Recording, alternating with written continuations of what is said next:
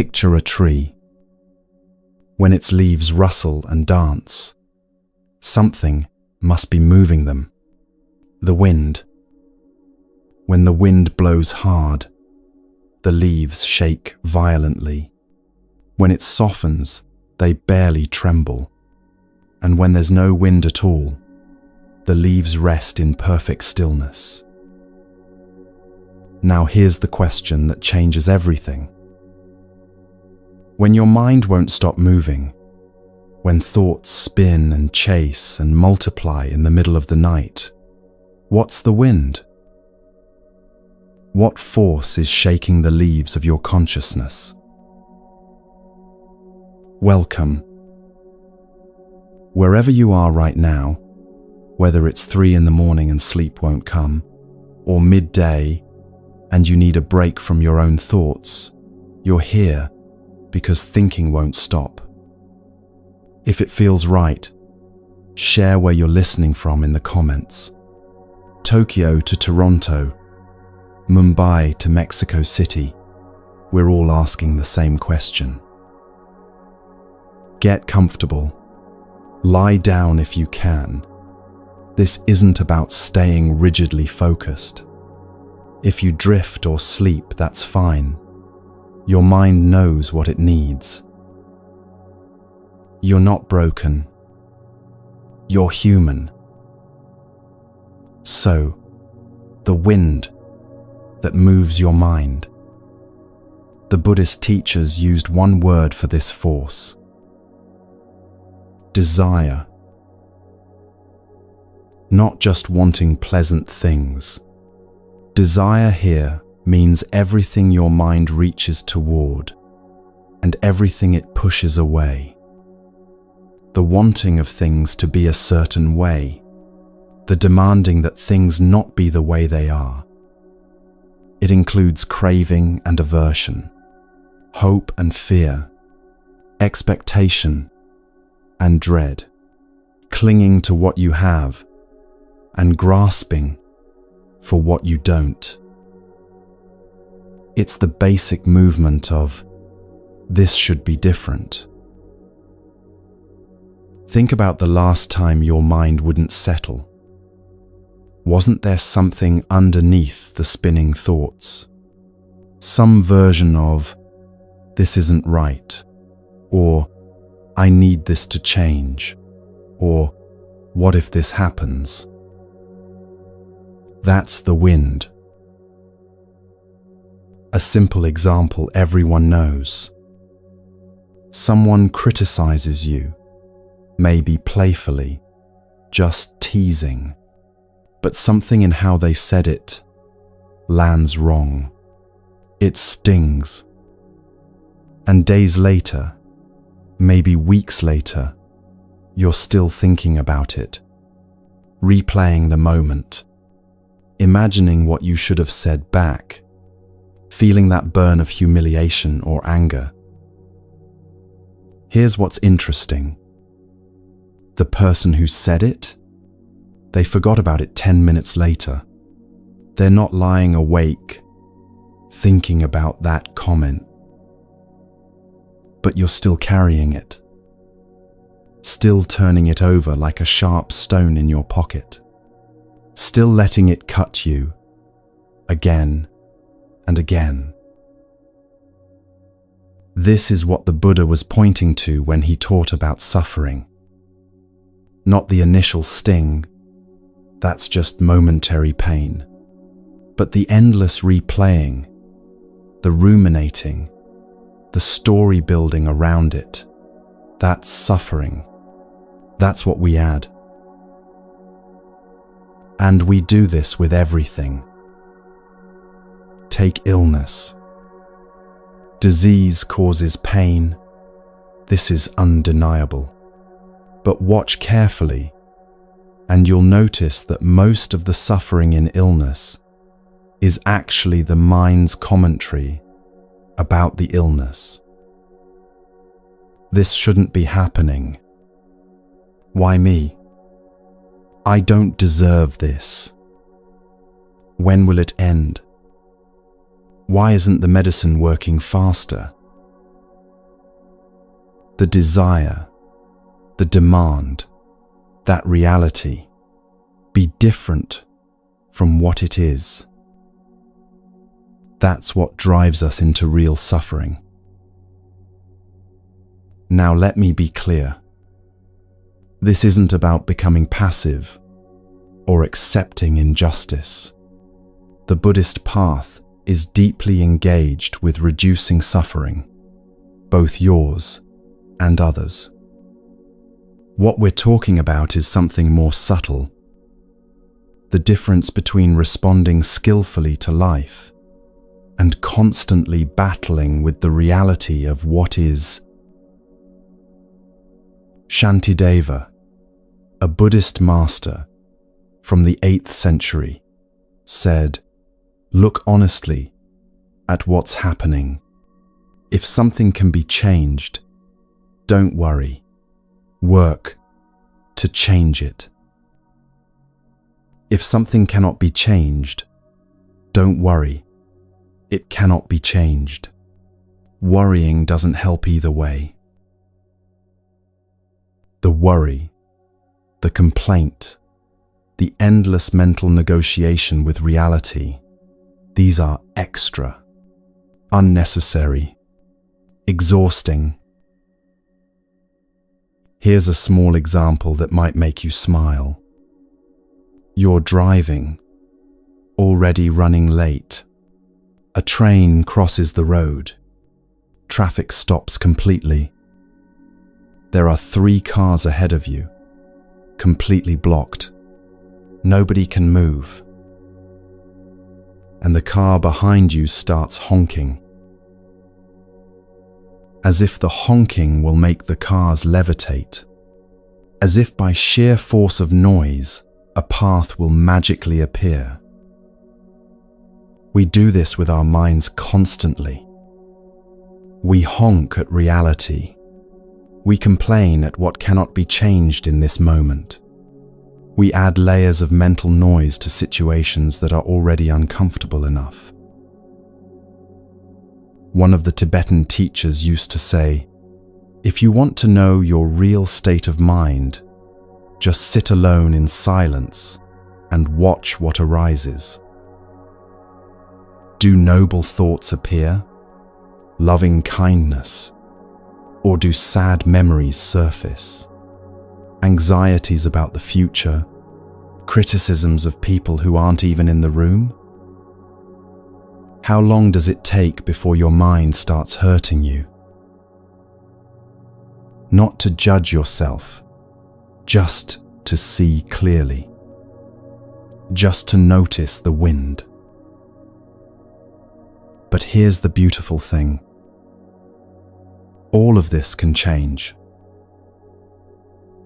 Not through force or positive thinking or trying to be perfect, but through understanding, through seeing the mechanism clearly, through learning, and this is the heart of it all, to let go.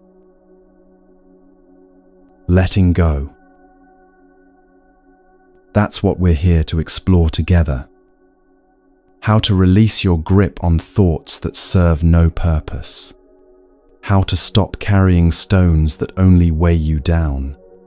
How to meet this moment without the endless commentary that turns pain into suffering. This is an ancient art, refined over 2,500 years. And I need to be honest with you. This teaching might feel heavy at times. You might have hoped for something purely soothing. Instead, we're going to look at the patterns in your own mind that create suffering. Someone once said to a teacher, "I came here for peace, and you're telling me I need to change my life." The teacher smiled and said, "This is the path to genuine peace. Not temporary comfort, real freedom." So yes, we're going to look at some uncomfortable things. How you hold on to past hurts unnecessarily. how you project anxiously into futures that haven't happened, how you demand that people and situations be different from what they are, how you narrate your life instead of living it. But we'll do this gently, the way a good friend might point out that you've been carrying a heavy bag for miles and you could just set it down. Here's what's coming. We'll explore the commentator in your head, that voice that narrates everything, turning direct experience into words and judgments. You'll recognize how much of your life you're experiencing secondhand. We'll look at the specific burdens most people carry, past traumas that have completed their teaching but won't release, future anxieties that steal this moment, the only one we actually have, the habit of complaint that adds unnecessary suffering to what's already difficult. We'll talk about genuine contentment, not settling, but finding freedom that doesn't depend on perfect circumstances. The ancient teachers discovered something radical. Happiness isn't about collecting pleasant experiences. It's about needing less from each moment. And throughout all of this, we'll keep returning to the practice of letting go, releasing what doesn't serve, opening the hand that's been clenched around ideas and identities and demands. You don't have to believe anything I say. Buddhist teachings aren't about faith. They're about investigation. The Buddha himself said, "Don't accept my words just because I said them. Test them in your own experience." So notice what resonates. Take what's useful. Leave what isn't. This is your journey. I'm just sharing what I've learned, in case it helps you too. The tree is still there, leaves rustling in the wind. But now you're starting to understand what the wind is. And once you understand the wind, once you can recognize desire in all its forms, the wanting and the not wanting, the grasping and the pushing away, you start to have a choice.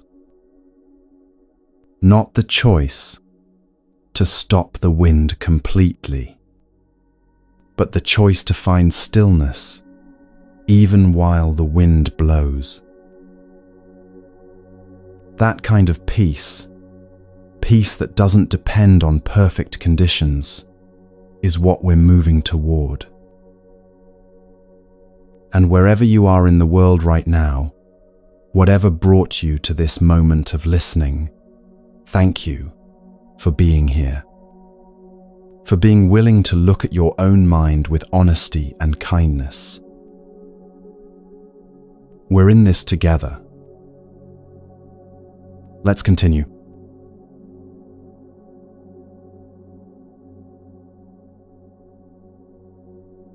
Let's return to that tree for a moment.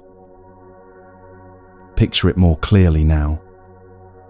The trunk is solid, rooted deep in the earth.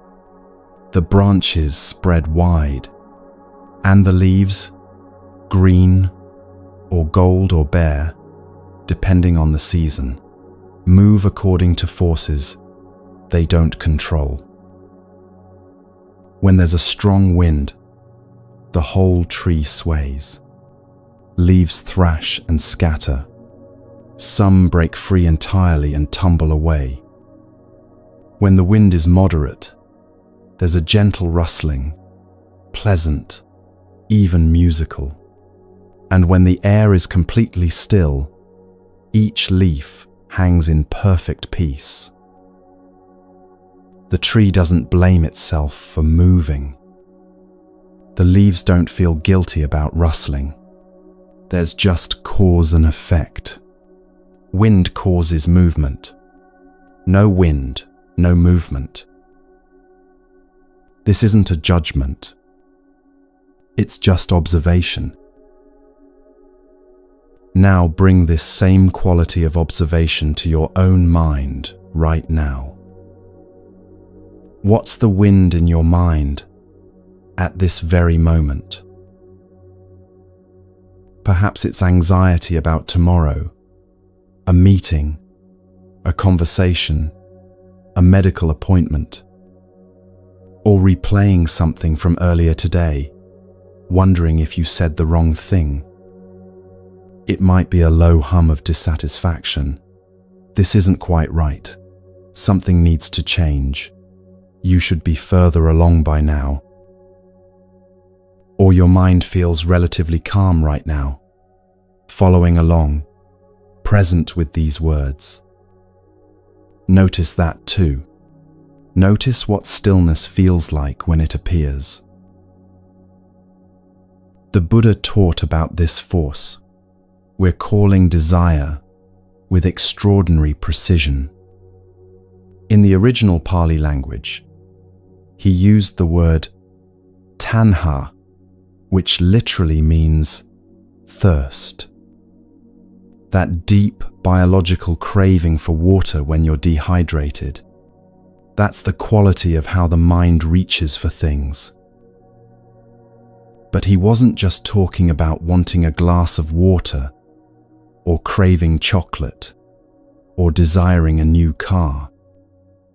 He was pointing to something much more fundamental and pervasive. Tana has two faces.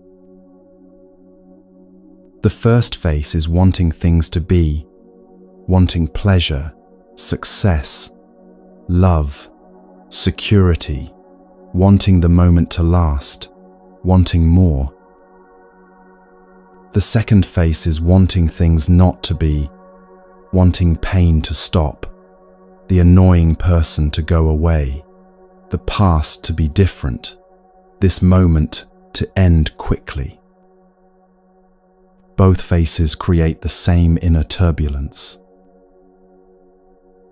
Watch this in the small moments of your day. You're sitting at a red light, and you check your phone. That's desire, reaching for stimulation, because this moment of waiting feels empty. Someone tells a story at dinner, and you're planning what you'll say next instead of listening. That's desire, wanting to be seen and heard. You replay an argument from 3 days ago, scripting what you should have said. That's desire, wanting the past to be different than it was. None of this is bad. You're not doing anything wrong. This is just what minds do when they haven't been trained otherwise. The Buddha said, "All beings are driven by craving, pulled along by the current of desire, like cattle led by a rope." Strong image, right? But also kind. He's including everyone, including himself, before his awakening. We're all in this together, all being pulled by forces we barely notice. The revolutionary insight isn't that desire exists. It's that we can see it clearly. And when we see it clearly, really see it, not just understand it intellectually, something shifts. Just notice right now, without any judgment at all. What's pulling at your attention? What's your mind reaching toward or pushing away? Physical discomfort wanting to shift position. Emotional states you wish would change. Loneliness, anxiety, boredom, thoughts about what comes after this. Planning, preparing, worrying. See if you can just name it quietly to yourself. Wanting this to end, wanting to feel better, wanting to understand this perfectly, wanting to be done with overthinking once and for all. The naming itself, gentle, curious, without judgment, creates a tiny bit of space between you and the wanting. That space is freedom. Not freedom from desire completely, that comes much later, if at all, but freedom from being completely identified with it, freedom from being tossed around unconsciously. You start to see, oh, this is the wind. This is what's moving my mind right now. And just that seeing, just that clear recognition, changes your relationship to the movement. The tree doesn't stop the wind, but you're not a tree. You have awareness. You can know what's happening while it's happening. That knowing is everything. Take a breath here. Let whatever you noticed be okay. No need to fix it or change it or make it go away. Just let it be known. This is the beginning of wisdom.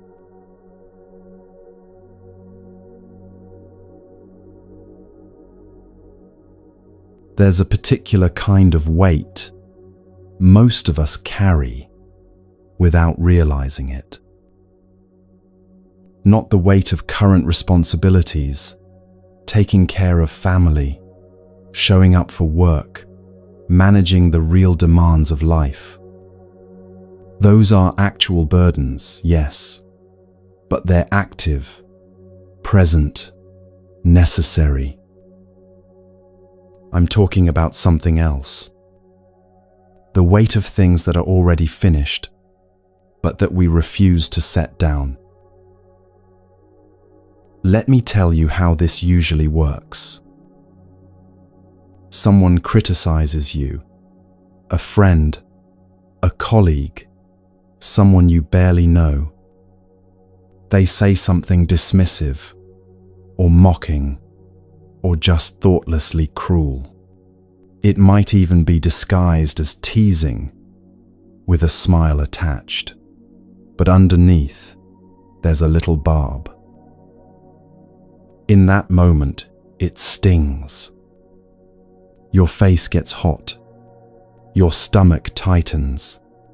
You laugh it off externally, while something inside you recoils. That moment passes.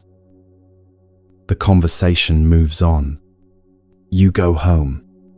Days pass. Maybe weeks.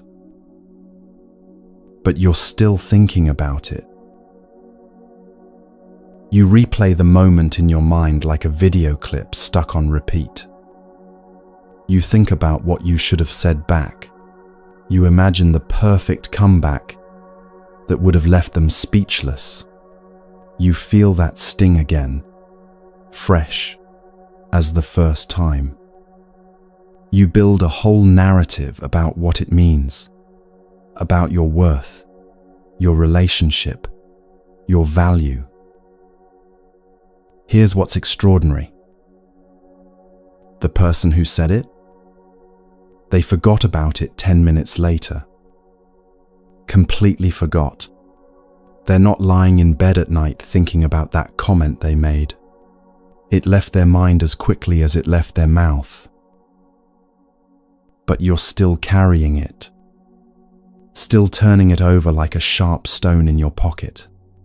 Still letting it cut you every time you reach in and touch it. Why?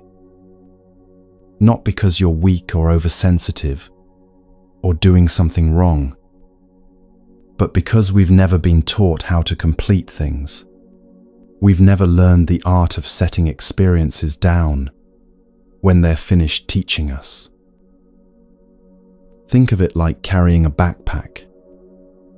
Every unfinished experience, every unprocessed hurt, every story we keep telling ourselves, these are items we pack into the bag.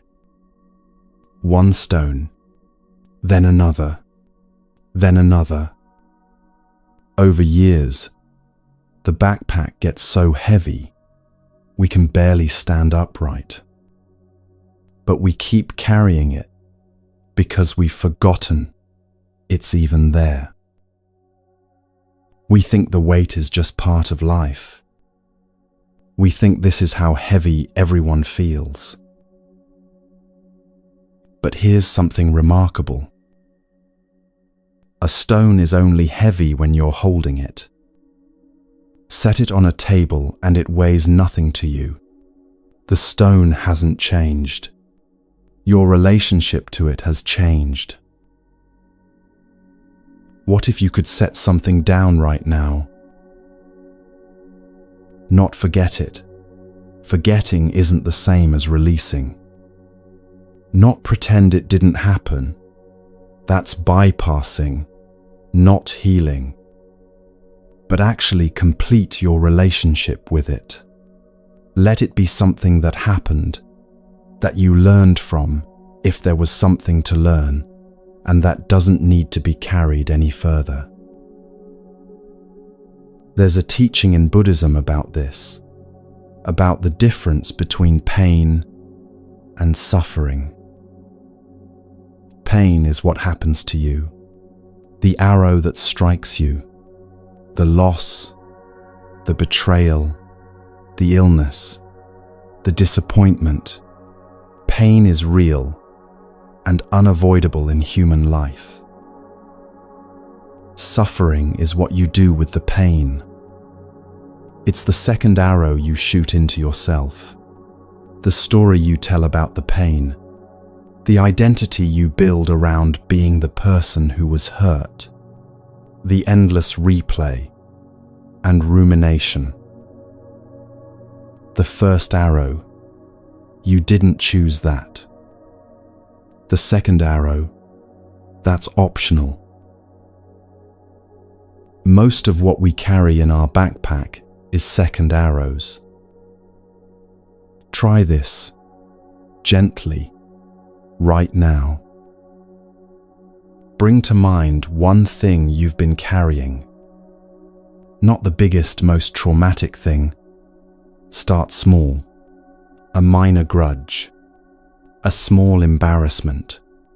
Something that happened months or years ago that still occasionally surfaces in your thoughts. Just acknowledge it. Don't try to analyze it or fix it or make it go away. Just say quietly to yourself, I've been carrying this. That's all. Just recognition. Sometimes just seeing that we're carrying something is enough for the hand to naturally open a little. Not because we force it to, but because once you see clearly what you're doing, the doing becomes less automatic. You've been carrying more than you need to. And it's not a moral failing that you picked these things up in the first place. You did the best you could with what you knew. But now you're learning something new. You're learning that you have a choice about what you continue to carry. Breathe here for a moment. Feel the possibility of being lighter. Not empty. You're not trying to become empty. Just lighter. Just carrying only what actually needs to be carried right now, in this moment. That's freedom.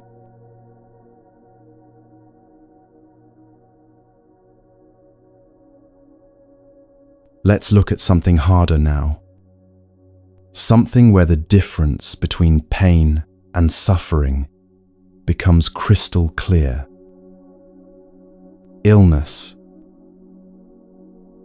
When the body breaks down through disease or injury, or the simple wearing away of time, there's pain. Real, physical pain. This isn't psychological.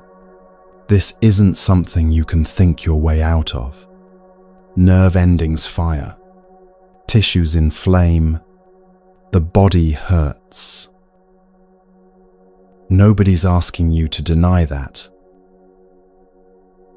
But here's what's remarkable when you start paying close attention. Most of the suffering in illness isn't actually the physical pain itself. It's the mind's commentary about the pain.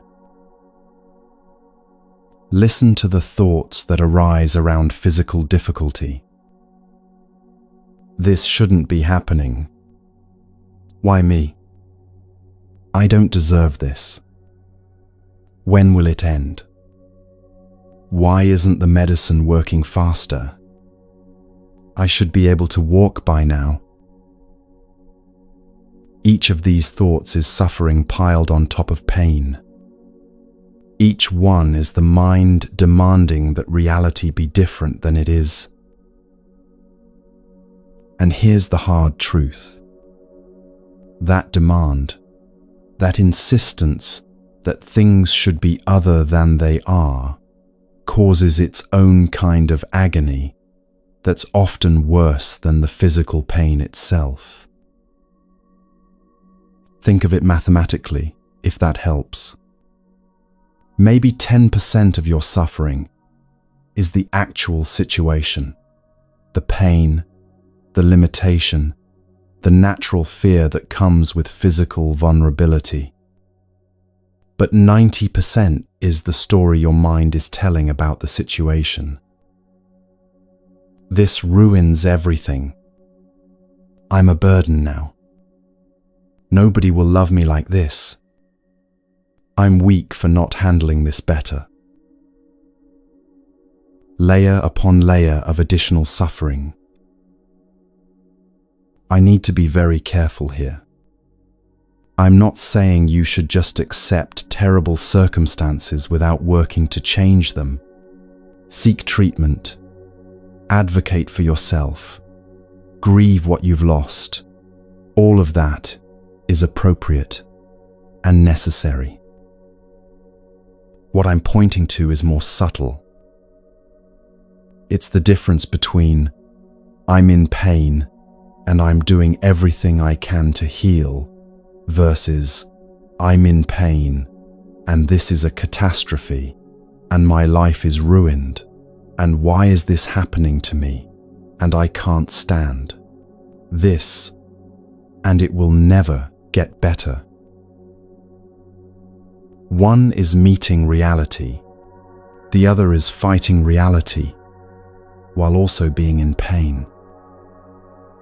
One is hard, the other is unbearable. I've known people who faced serious illness with a kind of grace that was almost shocking. Not because they weren't suffering, not because they had superhuman ability to override pain, but because they somehow weren't at war with what was happening to them. They felt the pain. They did what needed to be done. They grieved when grief came. But underneath all of it, there was this quality of acceptance. Not resignation, acceptance. A kind of, yes, this is what's happening now, instead of, no, this can't be happening. And somehow, that acceptance didn't make them weaker. It made them stronger, more present, more able to find moments of peace even in the midst of difficulty. The Buddha taught about this with extraordinary compassion. He didn't say pain is an illusion or suffering doesn't exist. He said, Look clearly at the nature of suffering. Understand where it comes from. And then, with wisdom, learn to stop creating the unnecessary parts. The pain of illness, that's the unavoidable part. The biological reality of a body that's vulnerable and impermanent. The mental anguish of demanding that the illness not be there, that you be different, that life be fair, that this moment be other than it is. That's the part you can work with. Not by suppressing your feelings, not by pretending everything's fine, but by seeing clearly, this is what I'm adding. This is the 90%. And when you see it clearly, you can begin to let it go. Not all at once, not perfectly, but gradually, moment by moment, the clenched fist of resistance begins to open. This doesn't mean you like what's happening. It means you stop arguing with reality while also experiencing pain. It means you save your energy for healing instead of spending it on an inner war you can never win. If you're dealing with physical pain right now, in this moment, or in your life in general, please be gentle with yourself as you hear this. Your pain is real. Your fear is understandable. These teachings aren't about judging you. They're about showing you where freedom might be possible, even in difficulty. Even a little less suffering is worth finding.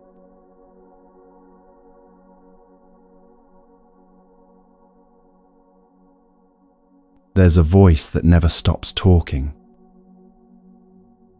Not out loud, though sometimes it leaks out in muttering or whispered fragments.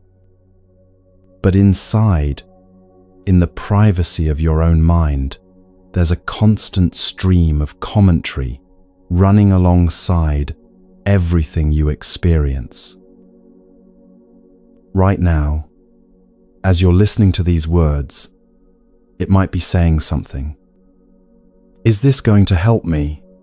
I should be taking notes. I wonder if I lock the door. My back hurts. This is interesting. This is boring. Am I doing this right? This isn't a diagnosis. This isn't something wrong with you. This is just what minds do. But here's what's worth noticing. Think of watching a football match on television. The game is happening on the field. Players running, the ball moving, goals scored or missed. But there's also a commentator talking over the action, explaining what just happened, predicting what might happen next, offering opinions and analysis. Sometimes the commentary helps you understand the game better, but sometimes, maybe most of the time, it's just noise layered over top of something you could experience directly. Your mind does this constantly. You're not watching the game of your life. You're listening to the commentary about your life. Let me show you what I mean. Imagine you walk into a temple or a church or someone's home, and there on a table are the most exquisite flowers you've ever seen. Deep red roses or delicate orchids or wildflowers arranged with such care that they look almost too perfect. And immediately, faster than you can even choose to do it, Your mind says, "Wow, those are beautiful." And then, "Those can't be real." And then you're leaning in to check, to see if they're silk or plastic, to solve the puzzle your mind has created. But notice what just happened. The flowers are right there in front of you. Color, shape, the way light falls on petals, the subtle shadows between stems. That's the direct experience. Vivid, immediate, alive. But the moment your mind started talking, the moment it said, "beautiful," and "can't be real," you stopped seeing the flowers. You started seeing the words instead. You're looking at the menu, not tasting the meal. Or think about a sunset. You're standing somewhere with a clear view of the horizon, and the sky is doing that thing it sometimes does. Layers of gold and pink and purple, clouds lit from underneath, the whole sky on fire. And you say, out loud or silently, "How beautiful." As soon as you say it, something shifts. You're no longer seeing the sunset. You're seeing your idea of the sunset. You're seeing the word beautiful and everything that word means to you. But the actual sky, the living, changing, impossible to capture reality of it, slips away behind the label. This is what I mean by living in translation. Reality happens in high definition, vivid, textured, infinitely detailed. But we experience most of it through a kind of internal narrator who's constantly converting everything into words, concepts, judgments, stories. And the translation is always worse than the original. Here's an example that might cut close to home.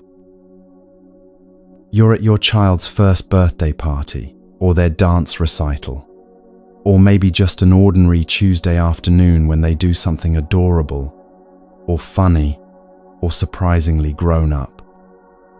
And you reach for your phone to capture it. Nothing wrong with that. We all do it. Memories matter. Photos are precious.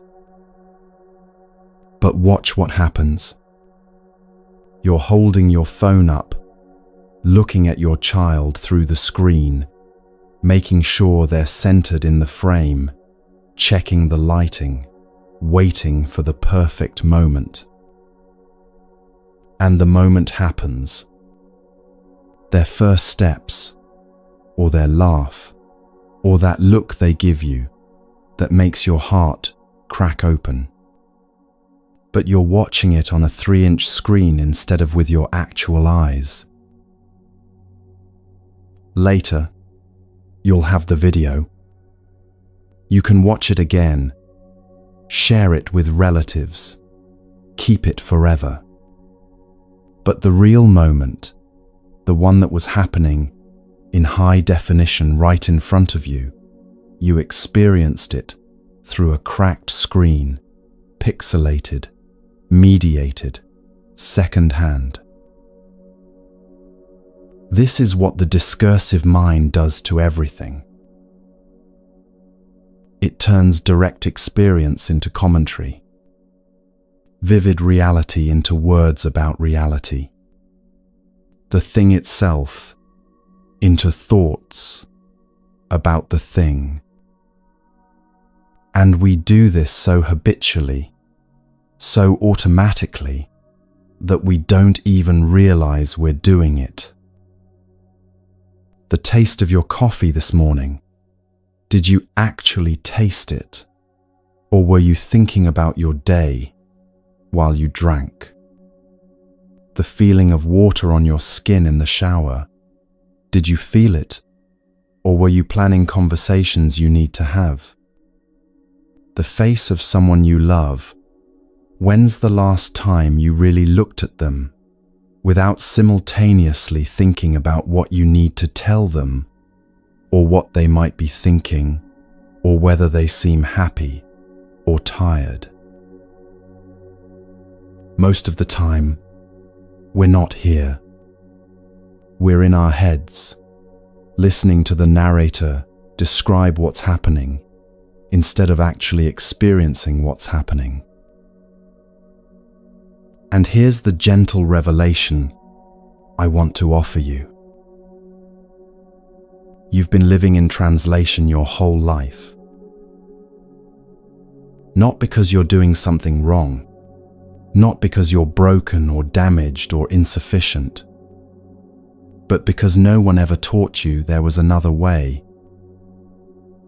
No one ever showed you that you could experience the flowers directly, without the commentary. That you could taste the coffee without narrating how good it is. That you could be with someone you love in complete presence, not separated by the constant internal monologue about the interaction. The Buddha called this discursive mind papanyinka, a Pali word that means something like proliferation or elaboration, or the spreading and multiplying of thoughts.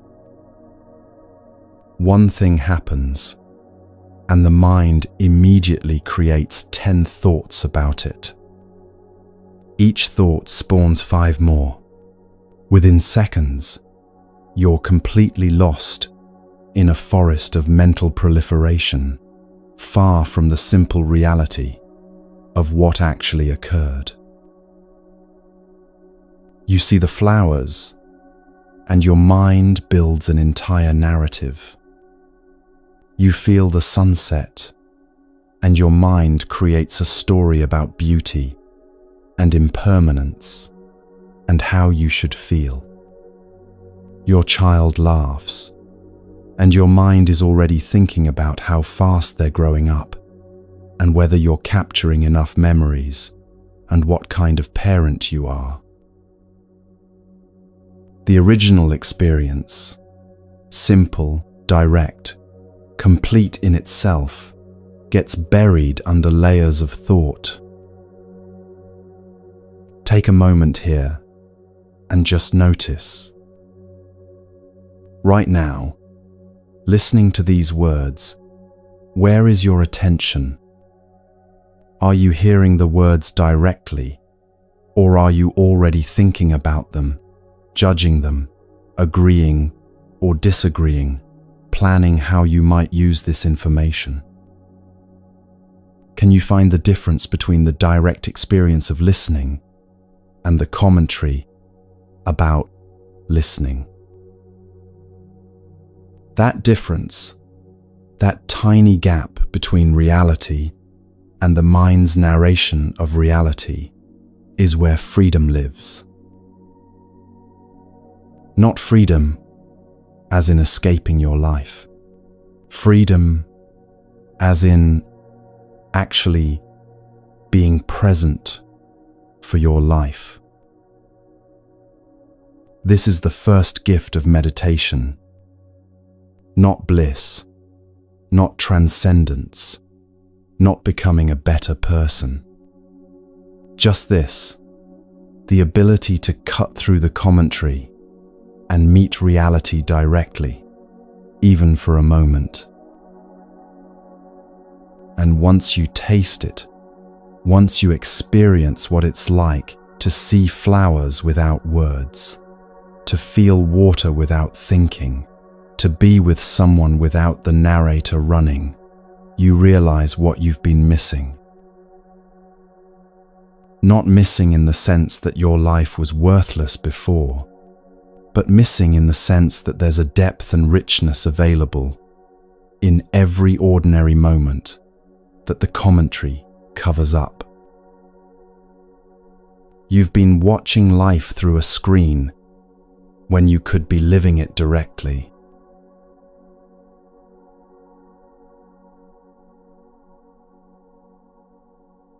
Let me give you another example, one that might feel painfully familiar. You're meeting a friend for coffee. Someone you care about, someone you haven't seen in a while, someone whose company you genuinely enjoy. You're looking forward to this. You sit down across from each other. They start telling you about something that's been happening in their life. Maybe something difficult they're going through, or exciting news they want to share. They're talking, looking at you, trusting you with something real. And you're sitting there nodding, making appropriate facial expressions, saying, "Aha," at the right moments. But inside, your narrator is running wild. She looks tired. Wonder if she's upset with me. Did I say something wrong last time we talked? I should have ordered a different coffee, this one's too bitter. Did I lock my car? I think I locked it, but I'm not completely sure. Should I go check? No, that would be weird. What was she just saying? Something about her job. I should probably respond soon. What's an appropriate response? She's still talking. I wonder if she can tell I'm not fully listening. Okay, focus. What is she actually saying? Meanwhile, your friend is right there, 12 inches away from you, actually present, actually speaking, actually offering themselves in this moment of connection. But you're completely absent. Not because you're a bad friend, not because you don't care, but because the narrator is so loud, so insistent, so automatic, that it drowns out the actual experience of being with another human being. This happens to everyone. It happens to me. It happens to people who've been meditating for decades. It happens to the wisest, most mindful people you know. This is just how minds work when they haven't been trained to do otherwise. But here's what's sad about it. That moment with your friend, that opportunity for real connection, for actually meeting another person in presence and attention, it's gone. You can't get it back. Later, you might not even remember what they said, because you weren't really there to hear it. And this happens not just in coffee shops, but everywhere. Your partner is trying to tell you something important, and you're thinking about work. Your child is showing you a drawing they made, and you're mentally writing your grocery list. Someone is crying in front of you, and you're rehearsing what you're going to say next, instead of actually listening to what they're saying now. The loneliness of this is profound. Not the loneliness of being alone, the loneliness of being surrounded by people, but trapped inside your own narration, unable to actually meet anyone because you're too busy listening to your internal commentary about meeting them. And it's exhausting. That narrator never stops, never takes a break, never says, "Okay, I'll be quiet for a while, so you can just be here." It runs from the moment you wake up until the moment you fall asleep, and probably continues in your dreams. Narrating, judging, planning, remembering, predicting, analyzing, comparing, criticizing, on and on and on. No wonder you're tired. No wonder your mind feels like it never stops. It doesn't stop because you've never learned how to turn off the narrator, or at least turn down the volume. But here's the compassionate truth. This isn't your fault. You didn't choose to live this way. You were never given a choice. From the time you learned language, your mind started using it to mediate every experience, and no one ever told you there was an alternative. So please don't use this as another reason to judge yourself. Don't let the narrator grab onto this teaching and turn it into, "See, you can't even have coffee with a friend without your mind wandering. You're terrible at being present. You're failing at mindfulness too." That's just more narration, more commentary, more of the same pattern we're trying to see clearly.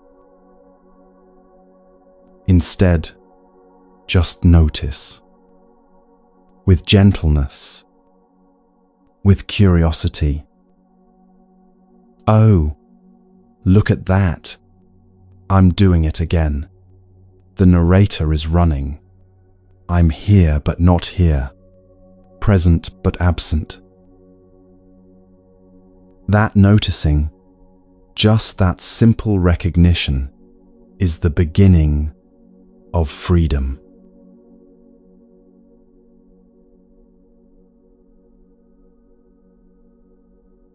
Let me tell you what you're missing when you live through the narrator instead of through direct experience. The taste of food when you're actually tasting it. Not thinking about whether it's good or bad, not comparing it to other meals you've had, not planning what you'll eat next, not judging whether you should be eating this at all. Just the pure sensation of flavor on your tongue, sweet, salty, bitter, sour, umami, the texture, the temperature, the way it changes as you chew. Most people go days, weeks, entire lifetimes, barely tasting their food because they're thinking about it instead of tasting it. Your child's laugh when you're actually hearing it. Not recording it on your phone, not thinking, "I should remember this," not worrying about whether they laugh enough or if that cough means they're getting sick. Just the sound itself, pure, unfiltered, hitting your ears and going straight to some ancient part of your brain that knows joy without needing to name it. The breeze on your skin when you're actually feeling it. Not thinking it's windy today, or I should have brought a jacket, or this reminds me of that beach in Portugal. Just air moving across your face, your arms, the back of your neck. Cool or warm, gentle or strong. Just that, nothing else. Sex, when you're actually present in your body. Not performing, not wondering if you're doing it right, not thinking about how you look, or whether your partner is enjoying it, or what you need to do tomorrow. Just sensation, skin on skin, breath, movement, pleasure, or tenderness, or whatever's actually arising in this moment. How often do people make love while their narrator is running the entire time, turning intimacy into a performance review. This moment, right now, exactly as it is, when you're actually here for it. Not judging it as good or bad, not wishing it were different, not planning the next moment or remembering the last one. Just this. Whatever sounds you're hearing, whatever you're feeling in your body, whatever quality of attention is present right now. This is what the Buddha was pointing to when he taught about mindfulness. Not some mystical state you have to achieve through years of meditation. Just direct contact with reality. Being where you are instead of being lost in thoughts about where you are.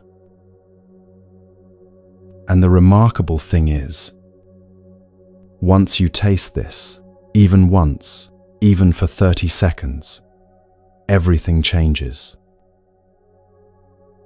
Because you realize that ordinary moments are not actually ordinary. The feeling of water in the shower, when you're actually present for it, is extraordinary. The sight of leaves moving in wind, when you're really seeing them instead of labeling them, is breathtaking. The simple sensation of breathing, when you drop below the commentary and feel the actual movement of air in your body, is profound.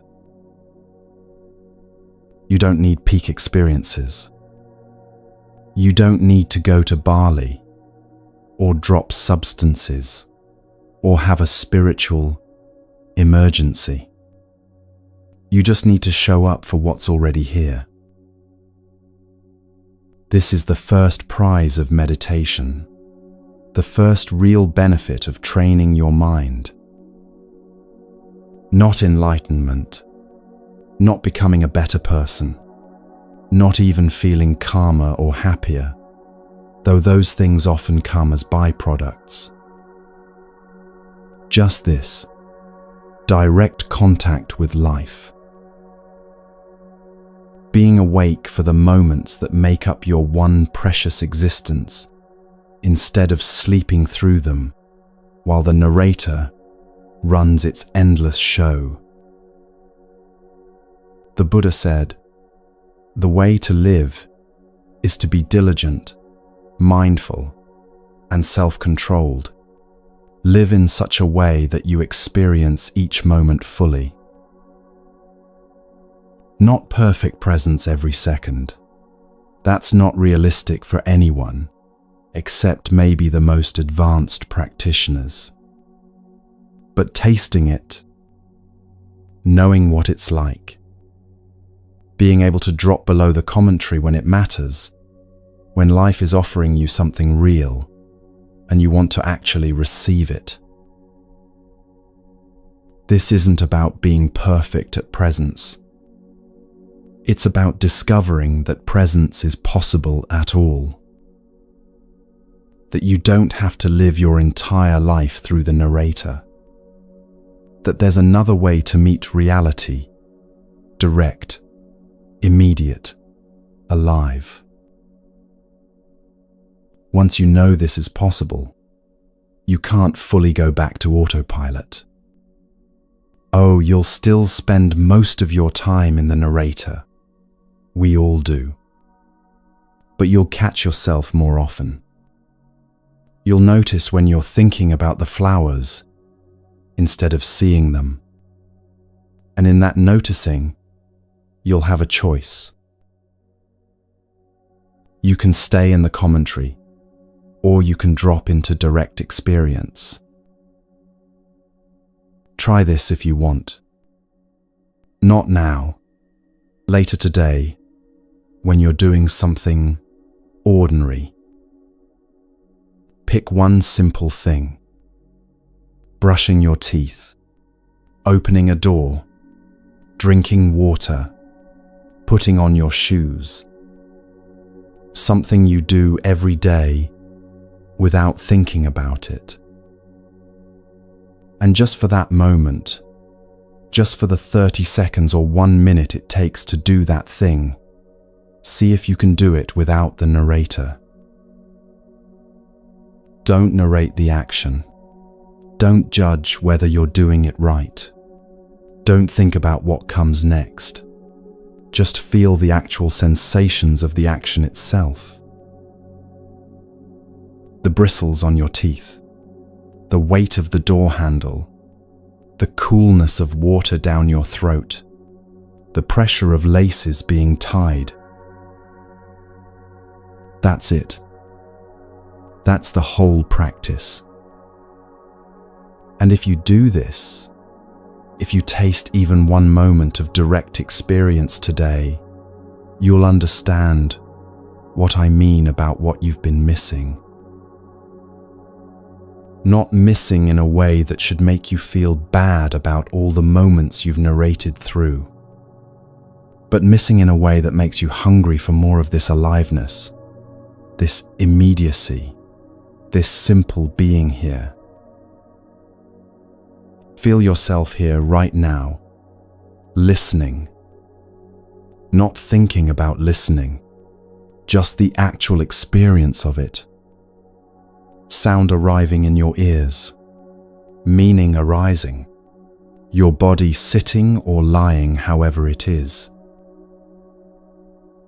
This is enough. This moment, exactly as it is complete.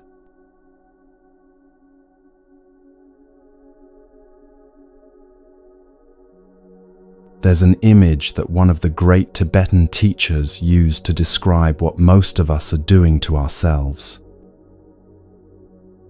Picture a small bird, maybe a sparrow or a finch, something delicate and built for flight. Its wings are perfect. Its body is light. Everything about its design says, this creature was made to soar. But someone has tied small stones to its feet. Just a few at first. Then a few more. Then more still. And now when the bird tries to fly, it can't. It beats its wings desperately. Feathers scatter everywhere from the effort. It manages to lift off the ground for a second, maybe two, before crashing back down. Again and again it tries, exhausting itself, hurting itself, unable to understand why something that should be natural, flight, has become impossible. This is what we do to ourselves with mental burdens. Not the real responsibilities of life. Those are different. Taking care of people who depend on you, showing up for work, managing the actual demands of being human in the world. Those aren't stones tied to your feet. Those are just life. I'm talking about something else entirely. I'm talking about finished things we refuse to set down. Experiences that happened years ago, sometimes decades ago, that have nothing left to teach us, but that we carry anyway. Hurts we've examined from every possible angle. Regrets we've replayed so many times, we could stage them as a play.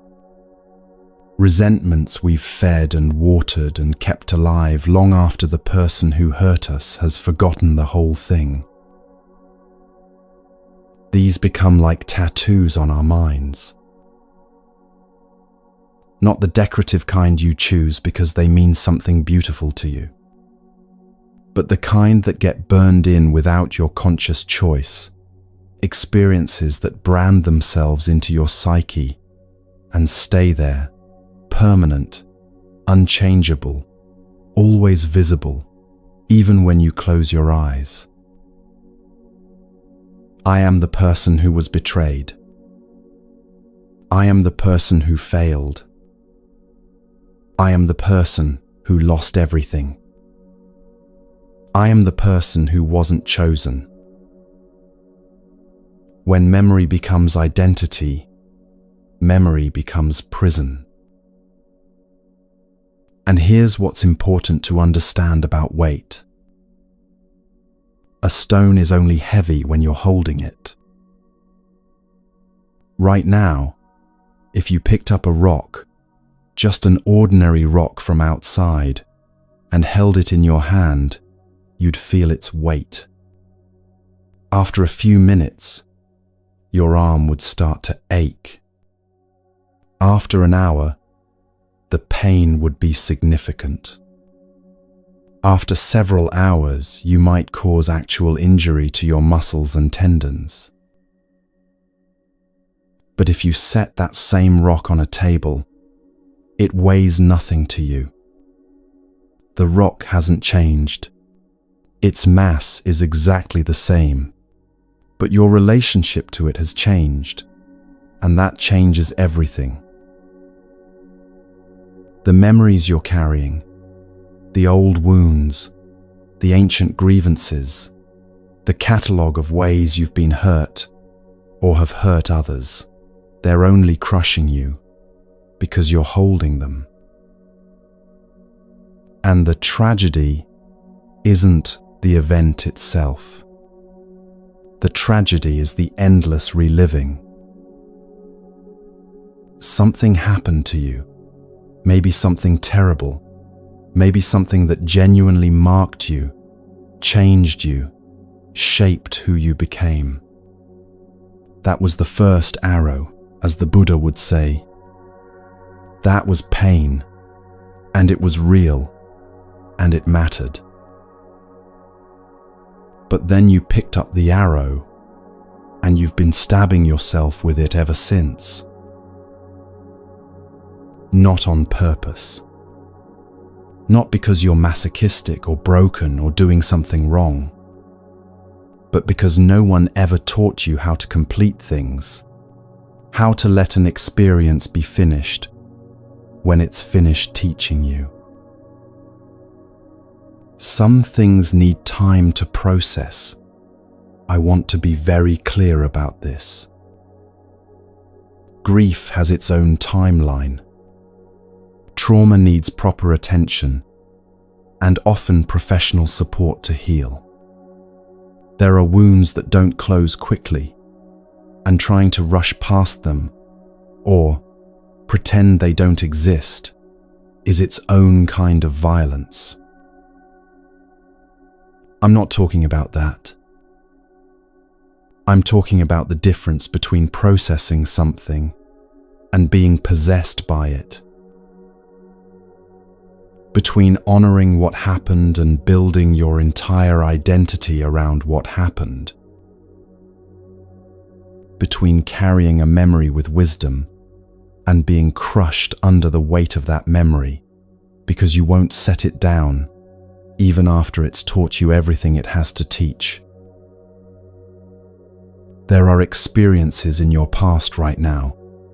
I'd bet anything on this, that you've examined from every possible angle. You've thought about what you could have done differently. You've imagined alternative outcomes. You've analyzed why it happened and what it means about you and whether you deserved it.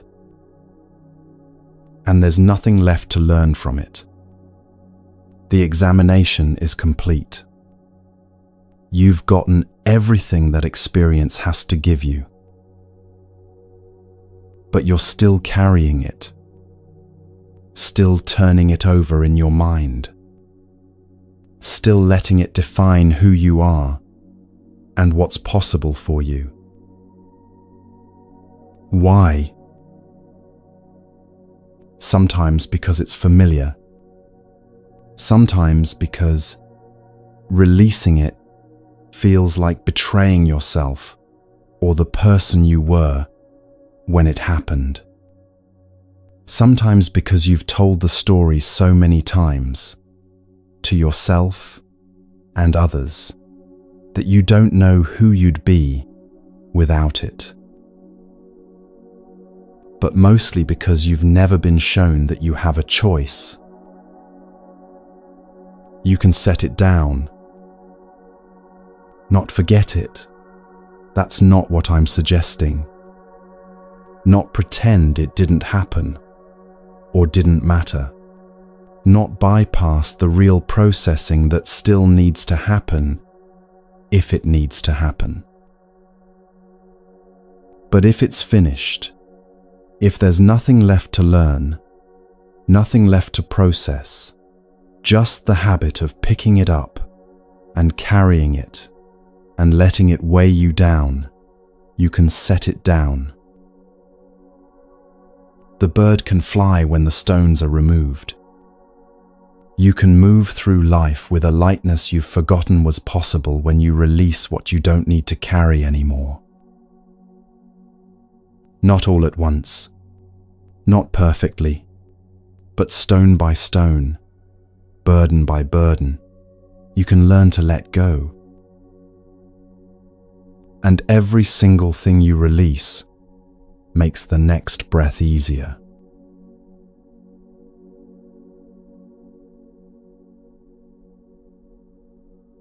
The past can become a kind of prison.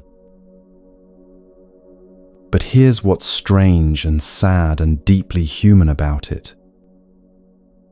Sometimes we get so used to our cell that we don't want to leave it. Think about what a prison cell provides. If you've been in it long enough, it's familiar, predictable. You know exactly what to expect. The walls are in the same place every day. The routine never changes. There are no surprises, no unknowns, no demands to be anyone other than who you've always been. Freedom, on the other hand, is terrifying. Freedom means you have to decide who you are, instead of being defined by what happened to you. Freedom means facing an open future instead of hiding in a closed past. Freedom means letting go of the story you've been telling about yourself, the story that explains everything, that makes sense of your suffering, that gives you an identity, even if it's a painful one. We become attached to our wounds. Not because we enjoy suffering, please hear this clearly, but because our wounds become part of how we understand ourselves. I am the person who was abandoned. I am the person who was betrayed.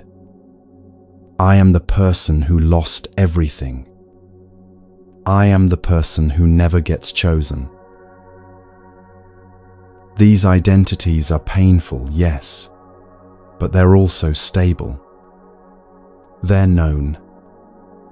They explain our current struggles and excuse our current limitations. Of course, I can't trust people. Look what happened to me. Of course I'm afraid of trying. You don't understand what I've been through. Of course I'm stuck. You would be too if this had happened to you. And all of that might be true. Trauma is real. Pain shapes us. What happened to you matters, and I'm not minimizing it. But there's a difference between acknowledging how the past has shaped you and letting the past be the only thing that defines you. There's a difference between saying, "This happened to me, and it was terrible, and it changed me," and saying, "This happened to me, and therefore I can never be anything other than what this made me." The second version is prison.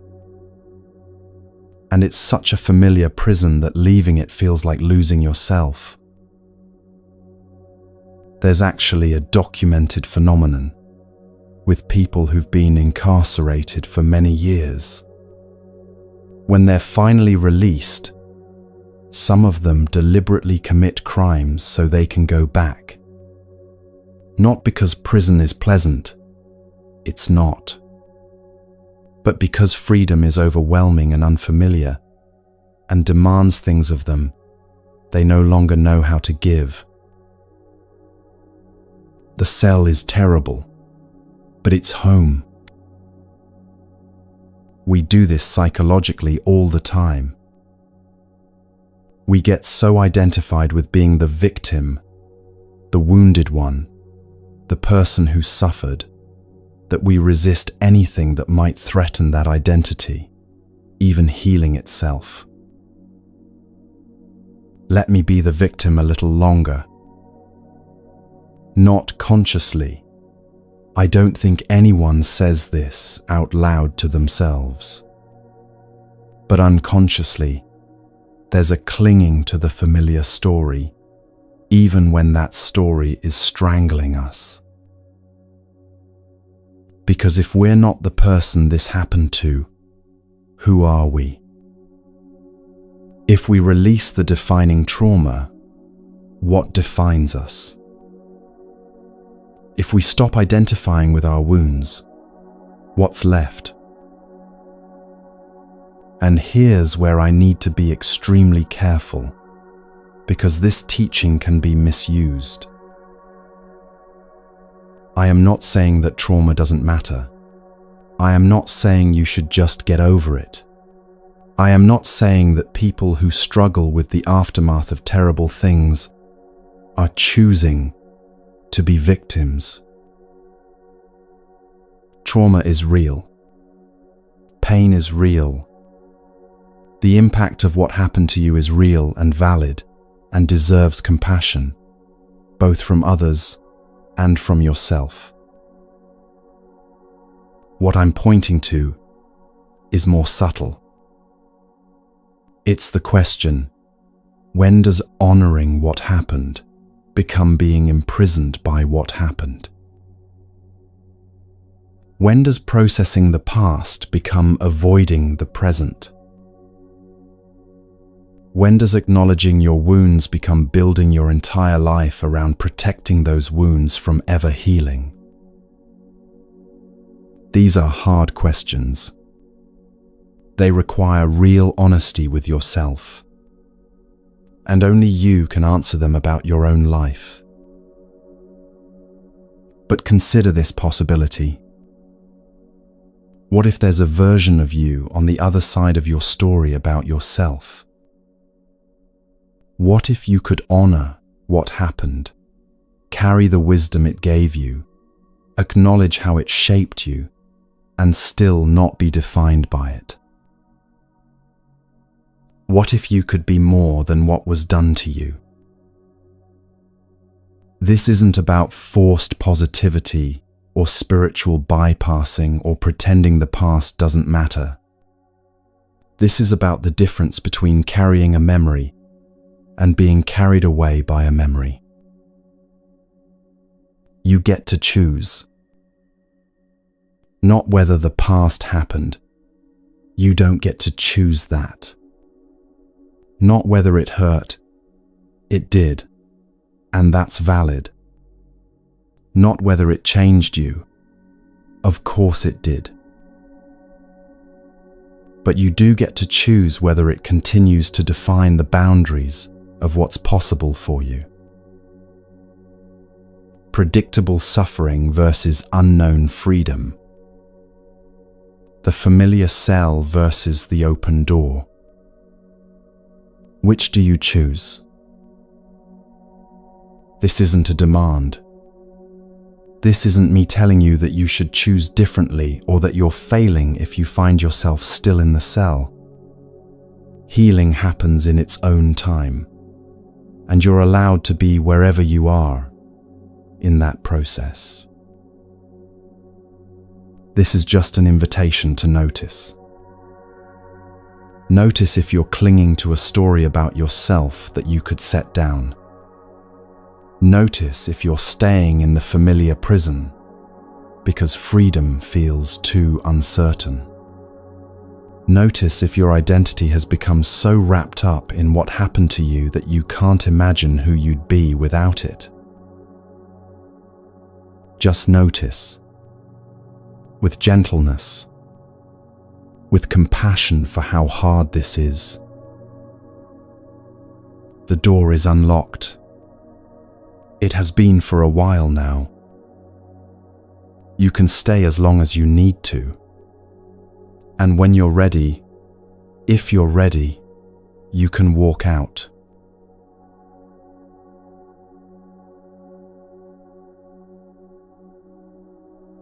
We've been talking about the past, about how we imprison ourselves in what already happened. But there's another way we escape the present, and it's just as common. We project ourselves into the future. When this moment isn't enough, when right now feels empty, or uncomfortable, or insufficient, we leave. Not physically, but mentally. We abandon the present and take refuge in fantasies about what's coming. When I get that promotion, then I'll be happy. When I lose this weight, then I'll be confident. When I meet the right person, then I'll feel complete. When I retire, then I'll finally relax. When the kids are older, then I'll have time for myself. Always when. Always then. Never now. And I understand why we do this. The present moment is often difficult. It contains discomfort, uncertainty, things we don't know how to handle. The future, at least in our imagination, can be perfect. We can script it however we want. We can eliminate all the problems and keep all the good parts, and finally, arrive at the place where life actually begins.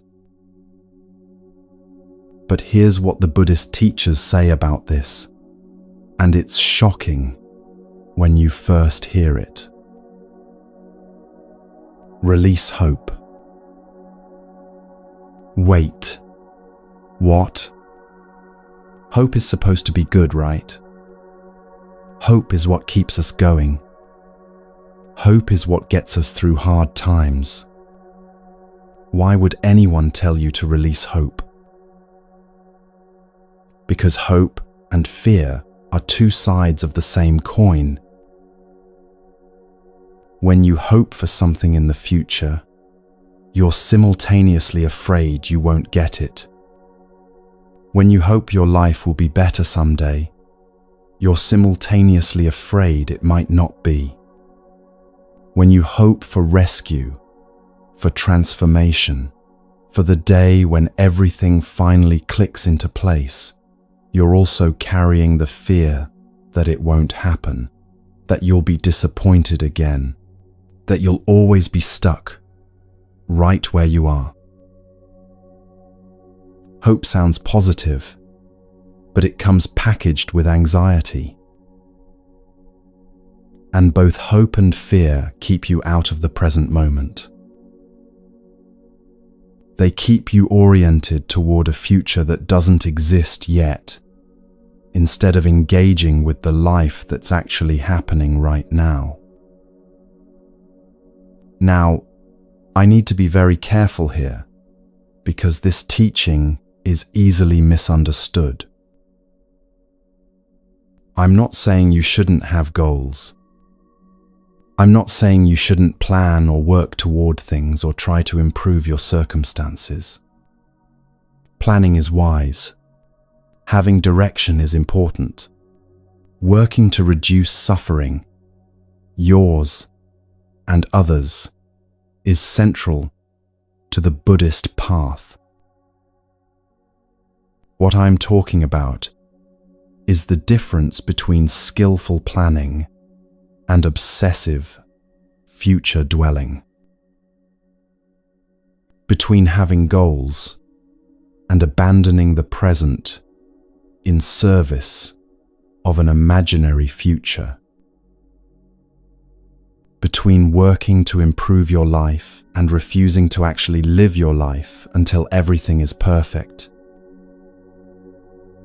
There's a story that captures this beautifully. Imagine a gardener who's so focused on the harvest that he misses the entire growing season. He plants the seeds, yes, and he tends them when he remembers to. But he's not really there. He's not seeing the first green shoots push through the soil. He's not noticing how the plants change day by day, how they respond to sun and rain, how they grow toward the light. He's mentally already at harvest time, already imagining the perfect vegetables, the abundant crop, the satisfaction of finally having something to show for all this work. And then harvest comes, and it's fine, good, even. But it's also over, quickly. And he realizes he missed spring entirely, missed summer, missed the actual experience of gardening because he was so focused on the outcome. So what does he do? He plants again, immediately. And again, he abandons the present season to fantasize about the next harvest. And this becomes his whole life, always living for the next thing, always waiting for the moment when life will finally begin, always missing the only moment that's actually available to him, which is this one. We do this constantly. I'll be happy when. Life will be good when. I'll finally relax when. And the cruel thing is that when you finally arrive at that future moment you've been waiting for, you don't know how to be present for it. You've spent so much time not being present, always oriented toward the next thing, that presence isn't a skill you've developed. So you arrive at the moment you've been hoping for, and within days, sometimes hours, you're already hoping for something else. The promotion comes, and now you're hoping for the next promotion. You lose the weight, and now you're worried about keeping it off. You meet someone wonderful, and now you're anxious about whether it will last. You retire, and within a week, you're restless, looking for the next thing to hope for. Because you never learned how to be here. You never learned how to let this moment, exactly as it is, imperfect and incomplete and not quite what you hoped for, be enough. So here's the question the Buddhist teachers ask. What if this moment is already complete? Not perfect, complete. Not everything you want, but enough. What if you don't need to wait for anything to change before you can actually be present for your life? What if the life you're waiting to begin is already happening right now, and you're missing it because you're focused on some imaginary future where everything is finally the way you think it should be. This isn't about giving up. This isn't about becoming passive or accepting terrible circumstances without working to change them. This is about the radical act of being here, fully here, in this imperfect, incomplete, not quite right, yet moment. Because this is the only moment you actually have. This is the only moment you've ever had. Every other moment, past and future, is a story your mind is telling. The past is a memory. The future is a fantasy. This, right now, whatever you're experiencing as you listen to these words, this is the only thing that's real.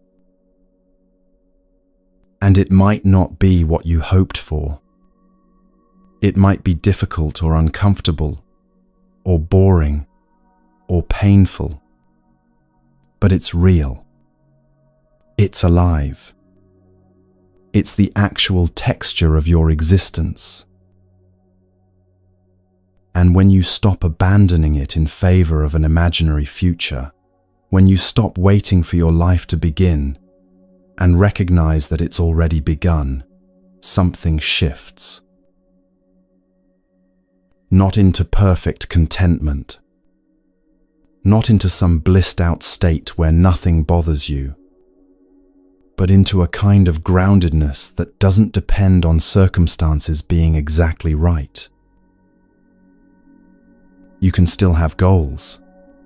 You can still work toward things. You can still hope circumstances improve. But you're not hostage to those hopes anymore. You're not refusing to actually live until the future arrives. You're here. Actually here. Present for the life that's unfolding in this moment. Whatever that life contains. Feel yourself here right now. Not in the past, not in the future. Here. Breathing. Listening. Being exactly where you are. This is enough. This moment, imperfect as it is,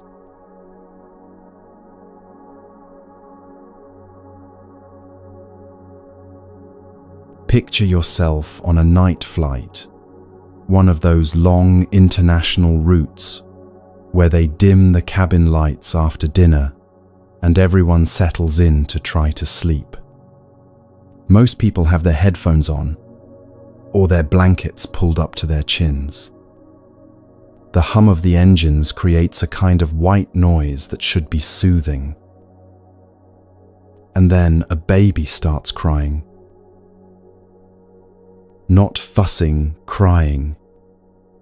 That high-pitched wail that cuts through everything, through the engine noise and the headphones and the desperate attempts everyone's making to rest.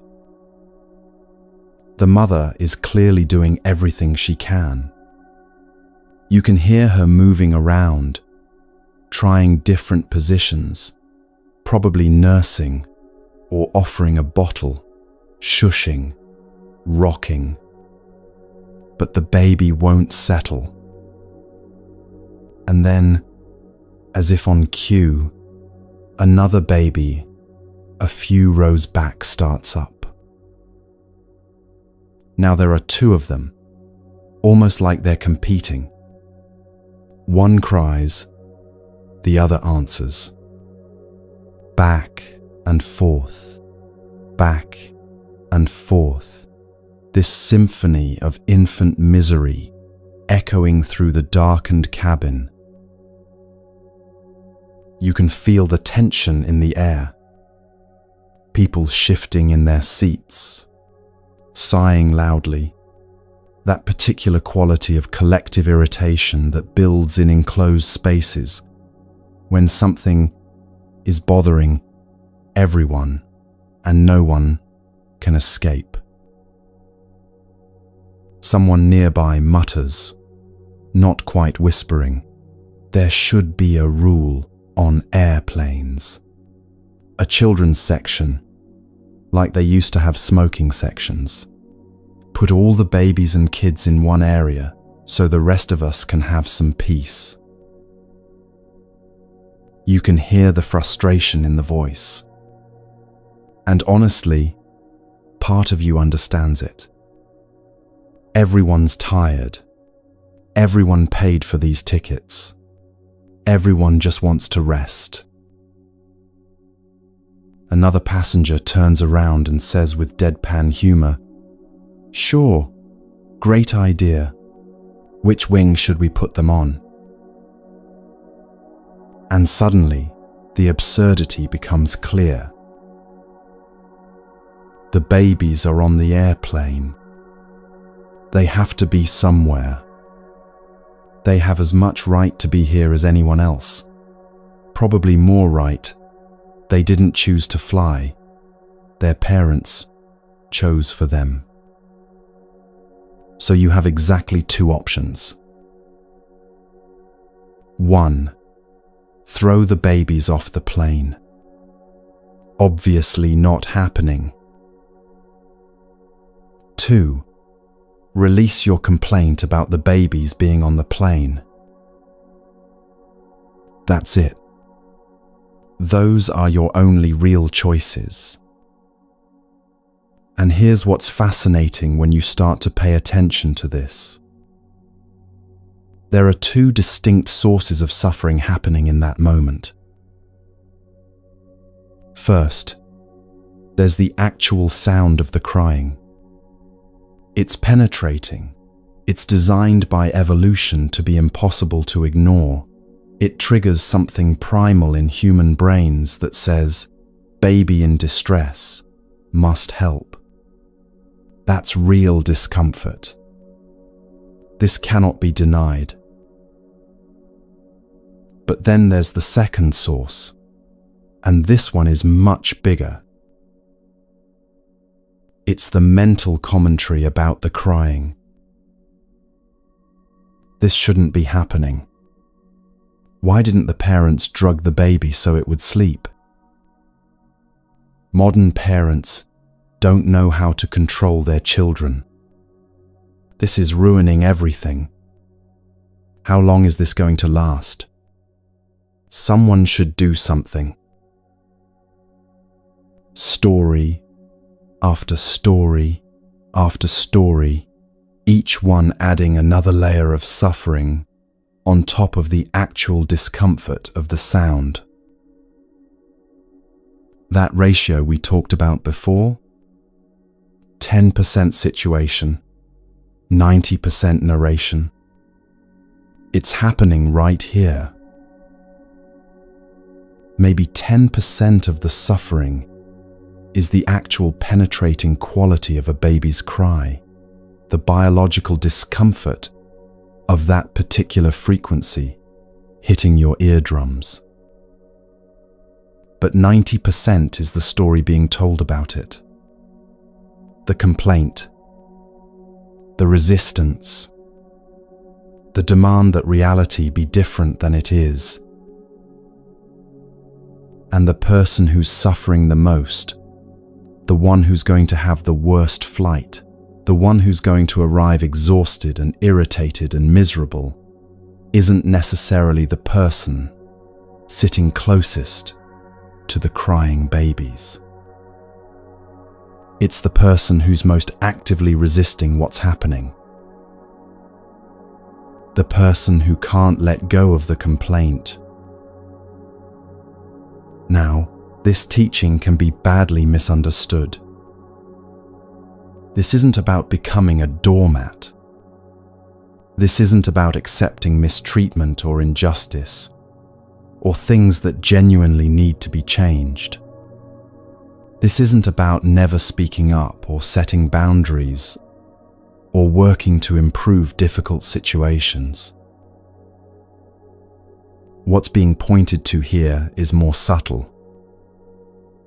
It's about seeing clearly what's being added to situations that are already challenging enough without mental commentary making them worse. The babies are crying. That's the situation. Can it be changed right now, in this moment? No.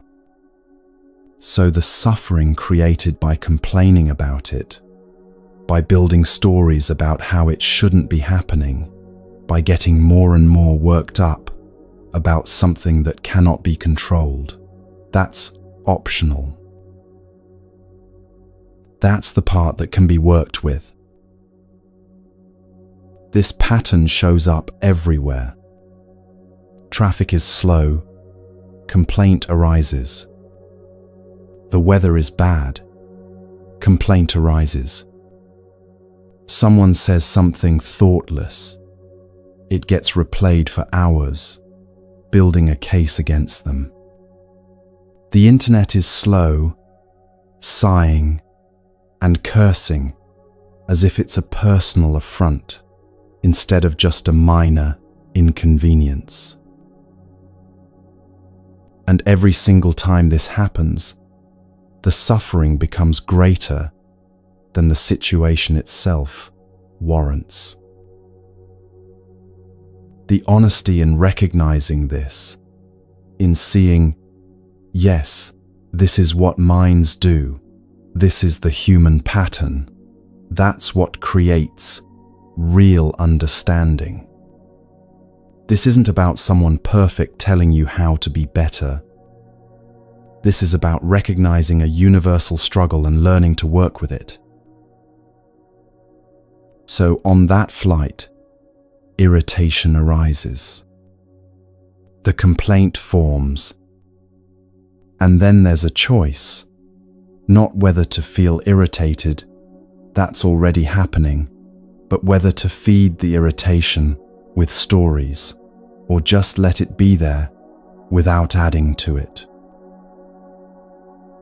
The crying doesn't stop, but the suffering about the crying can stop, or at least decrease significantly, if the demand that it be different can be released. This is the practice. This is what freedom looks like in the middle of uncomfortable circumstances. Not the freedom to escape the situation. Sometimes that's not possible.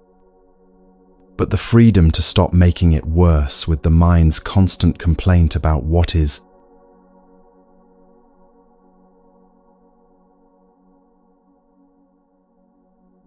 People are like mountains. They don't change easily.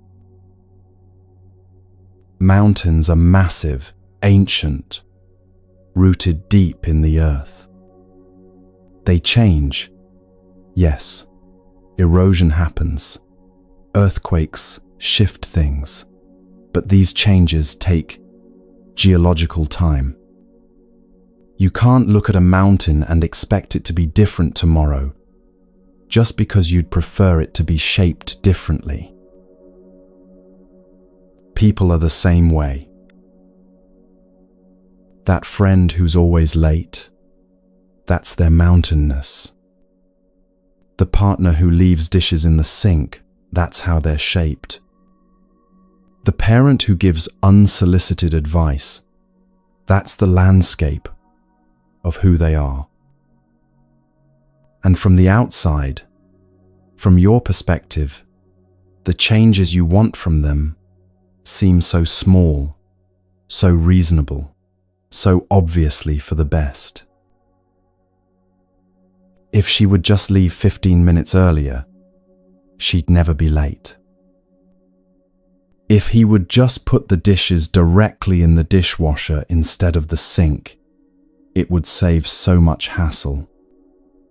If they would just respect that I'm an adult and stop telling me what to do, our relationship would be so much better. All of these things seem completely reasonable from where you're standing. But here's what gets forgotten. Someone is thinking exactly the same thing about you. The friend wants you to be more spontaneous instead of always needing plans. The partner wants you to relax about the dishes because they're not that important. The parent wants you to listen to their advice because they have experience you don't have. And to them, these changes seem just as small, just as reasonable, just as obviously for the best. If it's hard for you to change, and it is, why should it be easy for others? If resistance arises when someone points out your patterns and asks you to be different, why should there be surprise when others resist you pointing out their patterns? Mountains don't move easily, and people are mountains. This isn't judgment, it's just observation. Fire burns. Water is wet. Mountains stay put. And that annoying friend is being themselves, acting according to their nature, shaped by forces that can't be seen and can't be controlled. The liberation comes not from finally getting them to change, though change is possible, slowly, over time, if they choose it. The liberation comes from accepting that this is who they are right now. Not liking it necessarily, acceptance doesn't mean approval. But seeing it clearly without the constant demand that it be different. Shantideva, that 8th century Buddhist master, said something beautiful about this. He said, "Look at what's happening and be honest about what can be changed and what cannot. If something can be changed, then don't worry. Work skillfully to change it. If something cannot be changed, then don't worry. It cannot be changed. Either way, worry is extra. Either way, the complaint doesn't help." Here's a small example that reveals so much about how this works. Imagine driving somewhere, and up ahead, traffic stops completely. There's a train crossing the road, or an accident, or construction. Doesn't matter what it is.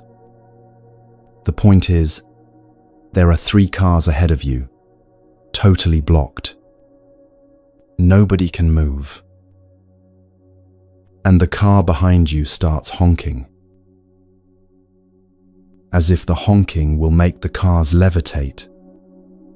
As if by sheer force of noise, the obstacle will dissolve and a path will open up. It's absurd, right? But this is what minds do constantly. Honking at reality. Complaining at what cannot be changed in this moment. Adding noise to situations that are already frustrating enough without the commentary. One of the Tibetan teachers used to say, "If you want to know your real mental state, sit alone in silence and watch what arises.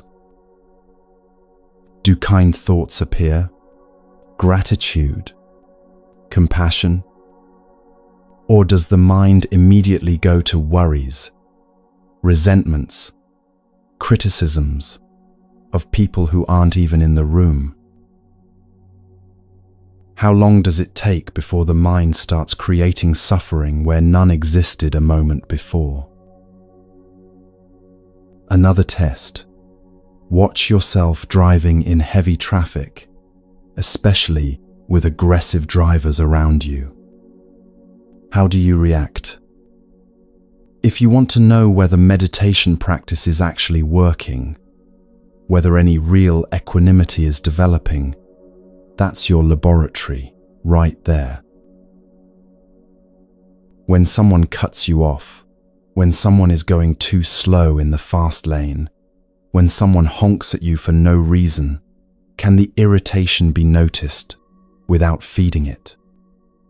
Can it be seen as just a temporary mental state rather than absolute truth about how terrible other drivers are? Most people fail this test regularly. But the failing isn't the problem. The problem is not seeing that it's happening, not recognizing the pattern of constant complaint that makes everything harder than it needs to be.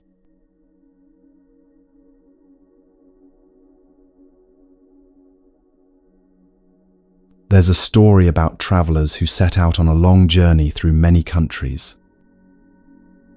Before they left, they bought enormous packs, the kind you'd take to climb great mountains or trek through harsh wilderness.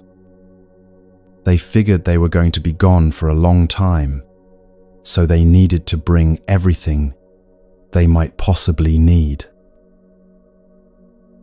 They packed those bags until they were absolutely stuffed. Clothes for every weather possibility, extra shoes, books, full supplies of everything. Each pack must have weighed 30 or 35 pounds. They arrived in a beautiful city and decided to walk around before starting their real journey. See the sights, get a feel for the place. And the weight just kept getting heavier and heavier with every step. They lasted an hour. 1 hour of walking, and they were done. Exhausted, shoulders aching, backs hurting, completely depleted. They stood there, leaning against a wall, mentally going through everything in those packs, making lists of all the things they absolutely did not need to be carrying, all the just-in-case items that were weighing them down for no good reason. Eventually they left half their stuff behind, and the journey became so much easier, so much lighter, so much more enjoyable. The parallel to mental weight is exact. We could move so much faster on the spiritual path. We could actually make real progress, experience real freedom, if we weren't carrying such enormous backpacks of mental and emotional weight. Grudges that don't need to be held. Resentments that serve no purpose. Demands about how things should be that could be released. Complaints that make us heavier without making anything better. What mental weight is being carried that could be set down? This isn't about minimalism or becoming some kind of ascetic. This is just an honest question. What would it feel like to walk lighter? To let go of the stuff being dragged around for no reason except that it's been dragged around for so long there's been forgetting that it could be put down. This is an invitation, not an instruction. Not a demand to release everything right now or face judgment. Just a question to notice. What's being carried? And is it actually necessary? Or is it just weighing you down?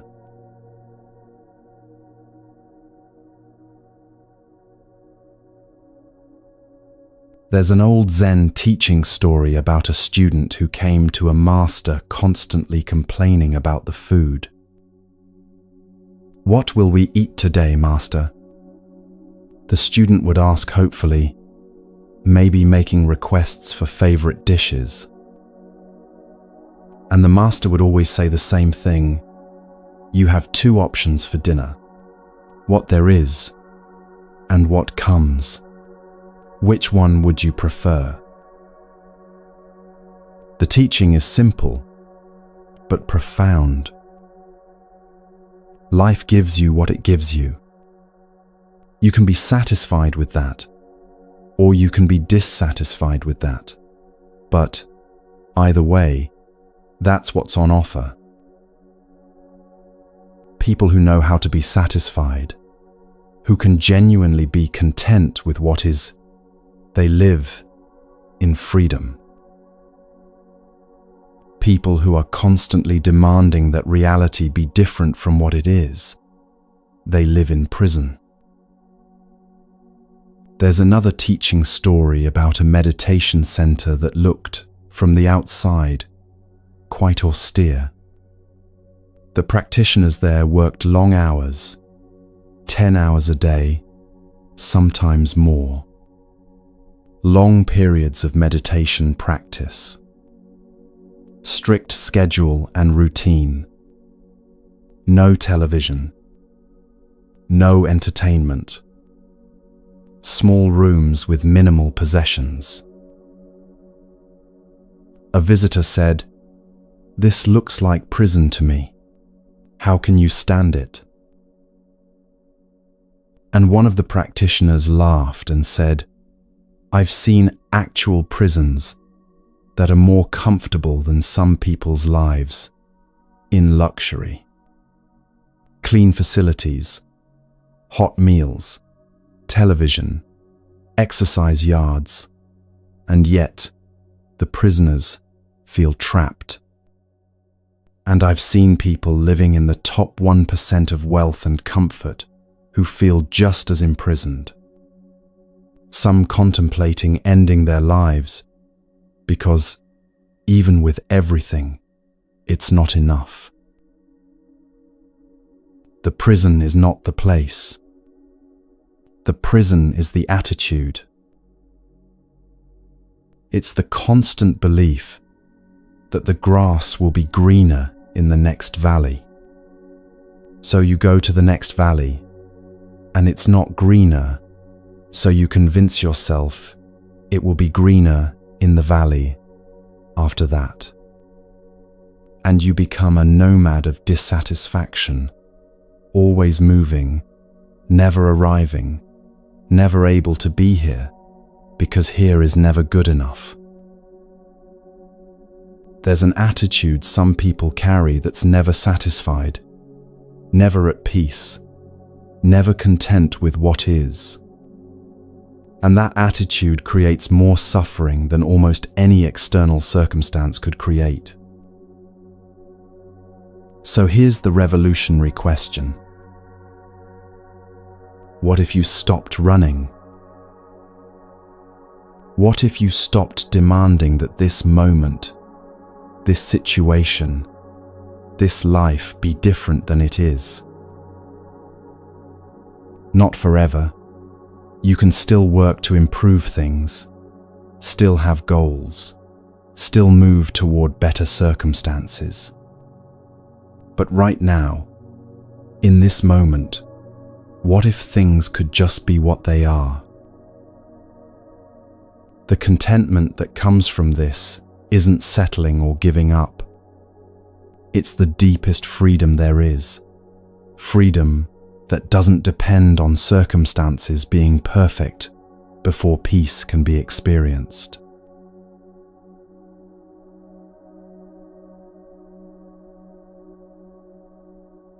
There's a musician from Argentina, Facundo Cabral, who wrote a line in one of his songs that cuts straight to the heart of something most people misunderstand about happiness.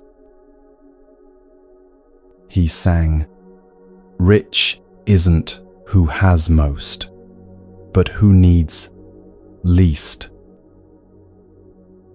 Let that sit for a moment. Rich isn't who has most, but who needs least. There are people right now with millions in the bank who can't access that money. The account is frozen, or they're too ill to use it, or they're so imprisoned by anxiety about losing it that they can't enjoy anything at all. And there are people with very little who wake up each day with a sense of sufficiency, of having enough, of being okay, exactly as things are. Which one is actually rich? Now apply this same formula to happiness. Happy isn't who enjoys most, but who needs least. Happy isn't the person who collects the most pleasurable experiences, the most exciting adventures, the most perfect circumstances. Happy is the person who needs the least from each moment before they can be at peace. This sounds backward to how most of us have been taught to think about happiness. We're told that happiness comes from getting what we want, the right job, the right relationship, the right body, the right house, the right life. Accumulate enough good things, and happiness will be the natural result. But the mystics, the contemplatives from every spiritual tradition who've gone deep into the nature of human experience, they all say the same thing. Genuine happiness is peace. Not excitement, not pleasure, not the thrill of getting what you want, but peace, the quality of being at rest with what is, regardless of what is. And peace doesn't come from collecting experiences. Peace comes from needing less from reality before you can be okay. This isn't just mystical wisdom anymore. It's being validated by scientific research. The Dalai Lama talks about a simple study that researchers did. They invited volunteers to have conversations in small groups, 3 people at a time. And while these people talked, someone was sitting off to the side with a notebook, counting something very specific. They were counting how many times each person said I and my. Just those 2 words. I think, my opinion, I want, my experience. They tallied them up over 10 or 15 minutes of conversation. Then they studied these people over time. And what they found was striking. The people who used more self-referential language, more I and my, reported more unhappiness in their lives, more psychological problems, more stress, even more physical illness. Not because saying the words themselves causes problems. The words are just symptoms. But because the words reveal something about where the center of gravity is. When everything revolves around I and my, when the self is the constant reference point for every experience, suffering follows. This doesn't mean you should start talking about yourself in third person, like some kind of royal figure. This one would like to communicate that. That's just a verbal trick that doesn't address the underlying pattern. What matters is the actual orientation, of consciousness. Are you experiencing life through the narrow lens of, how does this affect me? Or have you expanded your circle of care to include others in a way that naturally de-emphasizes the self? Here's a question that might land differently than you expect. What if you're not the center of the universe? And what if that's actually relieving? Not depressing or diminishing, but relieving. What if you don't have to defend and promote and worry about this I constantly? What if you could include yourself in your circle of care without making yourself the only thing that matters? The shift from me to we, or even just what's needed here, that shift changes everything about how you experience life. And it changes how happy you can be, regardless of your circumstances.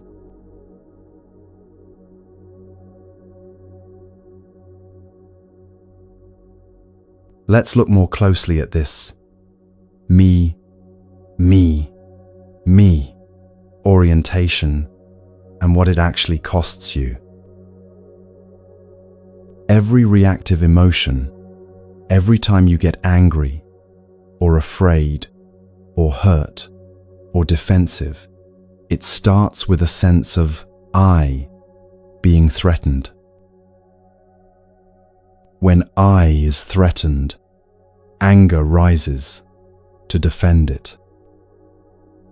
When mine is at risk, fear appears to protect it. When me is ignored or dismissed, hurt emerges to signal the wound. All of this reactivity, all of this emotional turbulence comes from this constant sense of a separate self that needs defending. It's exhausting. Think about what it takes to maintain this fortress of self. You have to constantly monitor how things are affecting you, judge whether experiences are good for you or bad for you, defend against perceived attacks, promote your interests, make sure you're getting your fair share, worry about what others think of you, protect your reputation, guard against being taken advantage of. It never ends. The self is so demanding, so needy, so vulnerable that it requires constant attention and defense. Now listen to what Shantideva, that 8th century Buddhist master, said about this. He wrote 2 verses in his guide to the Bodhisattva path that might be the most important teaching in the entire text. He said, "All the happiness that exists in the world comes from wishing for others to be happy. All the suffering that exists in the world comes from wishing only for yourself to be happy." And then he asks, rhetorically, but the question lands like a bell. Look at the difference between a noble person and an ordinary person. What they seek, what they do, what they achieve. Is there anything more that needs to be said? Just that. Just those 2 verses. And the implication is, this is the whole teaching. This is everything you need to know about the path to happiness and the path to suffering. All happiness comes from caring for others. All suffering comes from caring only for yourself. Now, we tend to distrust this teaching. It sounds like a trick, doesn't it? Like some kind of conspiracy where spiritual teachers convinced everyone to be selfless so that society would run smoothly and nobody would cause problems. We think, if I care about others instead of myself, won't I lose out? Won't I be taken advantage of? Won't my needs go unmet? But watch what actually happens in your experience. When you're completely focused on yourself, your needs, your wants, your grievances, your achievements, how does that feel? Are you happy? Are you at peace? Or are you constantly reactive, constantly defensive, constantly feeling like things aren't quite right? And when you genuinely care for someone else, when you do something helpful with no expectation of return, when you really listen to a friend in need, when you make someone's day a little easier just because you can, how does that feel?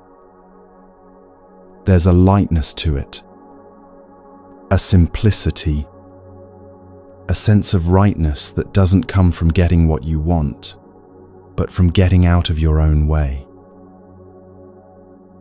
This isn't self-negation. This isn't about martyring yourself or pretending you don't have needs or becoming a doormat for others to walk on. This is about self-expansion. It's about including others in your circle of care so naturally that the boundary between my well-being and your well-being starts to blur. When you care about someone else's happiness, you become less reactive about your own circumstances. When you're focused on what you can give rather than what you can get, you stop being so tightly wound around protecting and promoting yourself. And in that relaxation, in that release from the constant tyranny of self-concern, you find the very peace you were seeking. The relief of not having to defend a fortress anymore. The relief of not making everything about you. The relief of being part of something larger than your narrow self-interest. This is what the mystics discovered through direct experience, and what scientists are now confirming through research. Less self-reference equals more well-being. More care for others equals more genuine happiness. Not as a moral should, but as a simple fact about how consciousness works.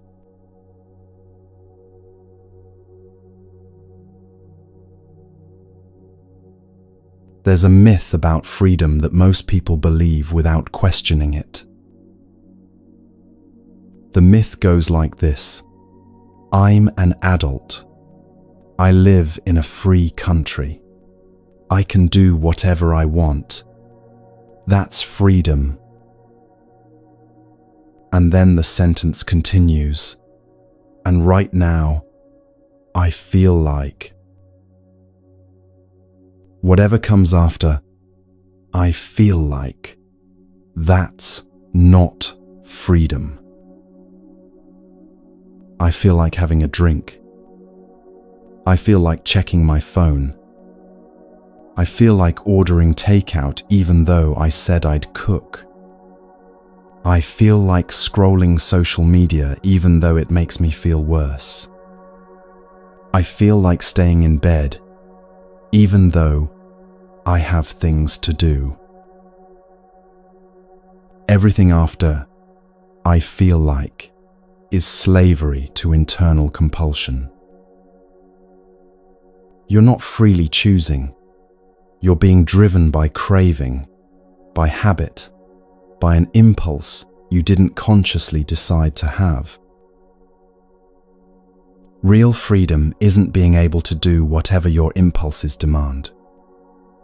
Real freedom is not being controlled by those impulses in the first place.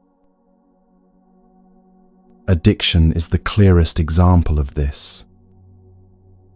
Someone addicted to alcohol or drugs will tell you they're just exercising their freedom to make their own choices. But watch them try to stop. Watch them try to go a week without the substance. Watch how the craving rises and how powerless they feel in front of it. That's not freedom. That's bondage. But it's not just substances. You can be addicted to anger, needing to feel that rush of righteousness, that sense of being right and others being wrong. You can be addicted to worry, your mind constantly seeking out the next thing to be anxious about. You can be addicted to busyness, to achievement, to approval, to being needed, to drama, to your own story of victimhood. Even positive things can become addictions if you can't be okay without them. If you need exercise to feel good, you're not free. You're dependent on exercise. If you need constant affirmation from others to feel worthy, you're not free. You're enslaved to others' opinions. If you need perfect conditions before you can be at peace, you're not free. You're imprisoned by your demands on reality. Real freedom, the kind the Buddha was pointing to, is much simpler and much more radical than that. Real freedom is not needing anything to be different before you can be at peace. Not rejecting life's pleasures or becoming some kind of stoic who doesn't enjoy anything, but not being dependent on those pleasures for your basic sense of okayness. Good food comes, enjoy it fully. It goes, that's okay too. Pleasant company arrives, appreciate it completely. They leave, you're still fine. Success happens, receive it with gratitude. Failure happens, you remain unshaken at your core. This is freedom. Not detachment, not indifference, not the inability to feel, but the ability to be fully present for whatever arises without being knocked off balance by it. The ability to choose from spaciousness rather than from craving. Here's the test. This moment, exactly as it is right now, without changing anything, can you be free here? Not, I'll be free when. Not, I could be free, if only. But right now, this breath, this sound, this sensation in your body, this quality of awareness, can freedom be found here? If not, what's actually stopping you? What are you demanding? Be different before you'll allow yourself to be okay. That demand, that's the prison. And you're holding the key.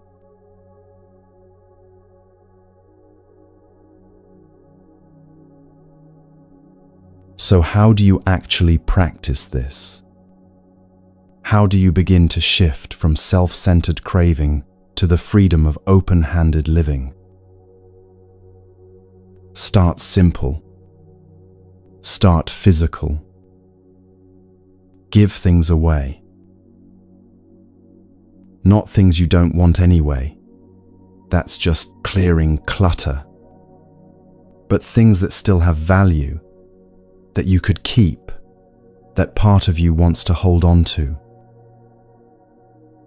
Look around your home at objects collecting dust, clothes you haven't worn in a year, books you've already read, kitchen gadgets you never use. Think about who might actually need them, who they might serve, and give them away. But here's the key, and this is where the real practice begins.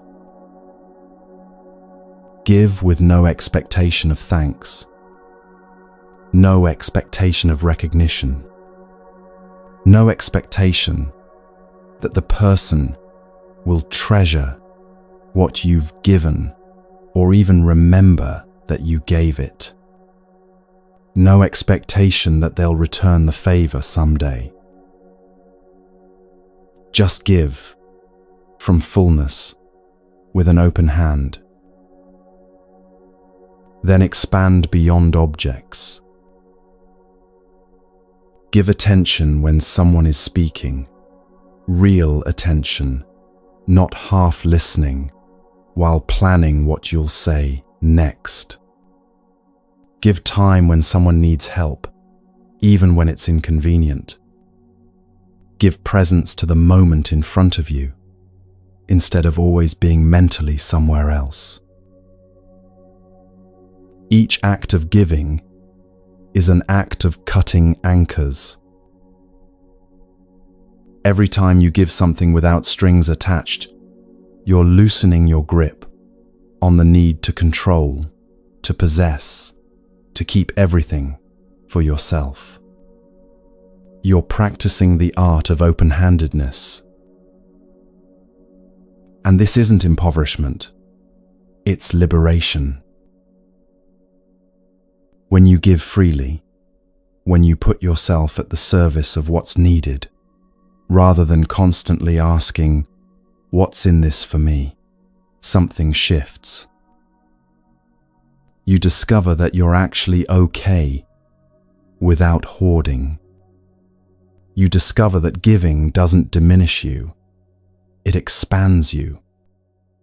You discover that the boundaries you thought were so solid between mine and yours, between my well-being and your well-being, those boundaries start to dissolve. And in that dissolution, peace arises. Not because you've gotten what you wanted, but because you've stopped needing so much. Not because circumstances are perfect, but because you're no longer at war with what is. This is the happiness paradox. True wealth isn't having more, it's needing less. Real freedom isn't doing whatever you feel like, it's not being controlled by what you feel like. Genuine happiness isn't collecting pleasures, it's being at peace regardless. And the path to all of this begins with the simple practice of giving what you can, when you can, with an open heart and no expectation of return. Start there. Start today. Start with something small. And watch what happens when you live with open hands instead of clenched fists.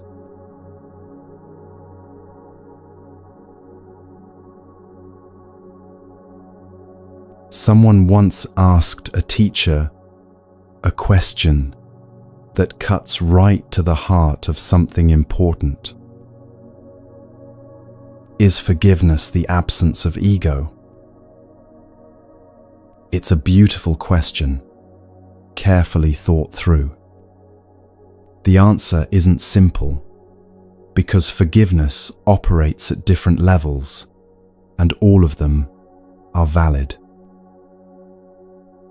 For some people, forgiveness feels like a huge weight they have to lift. Someone sinned against them, so now they must somehow muster the strength to pardon that sin, to release the debt, to absolve the guilty party. That's one level, and it's real work.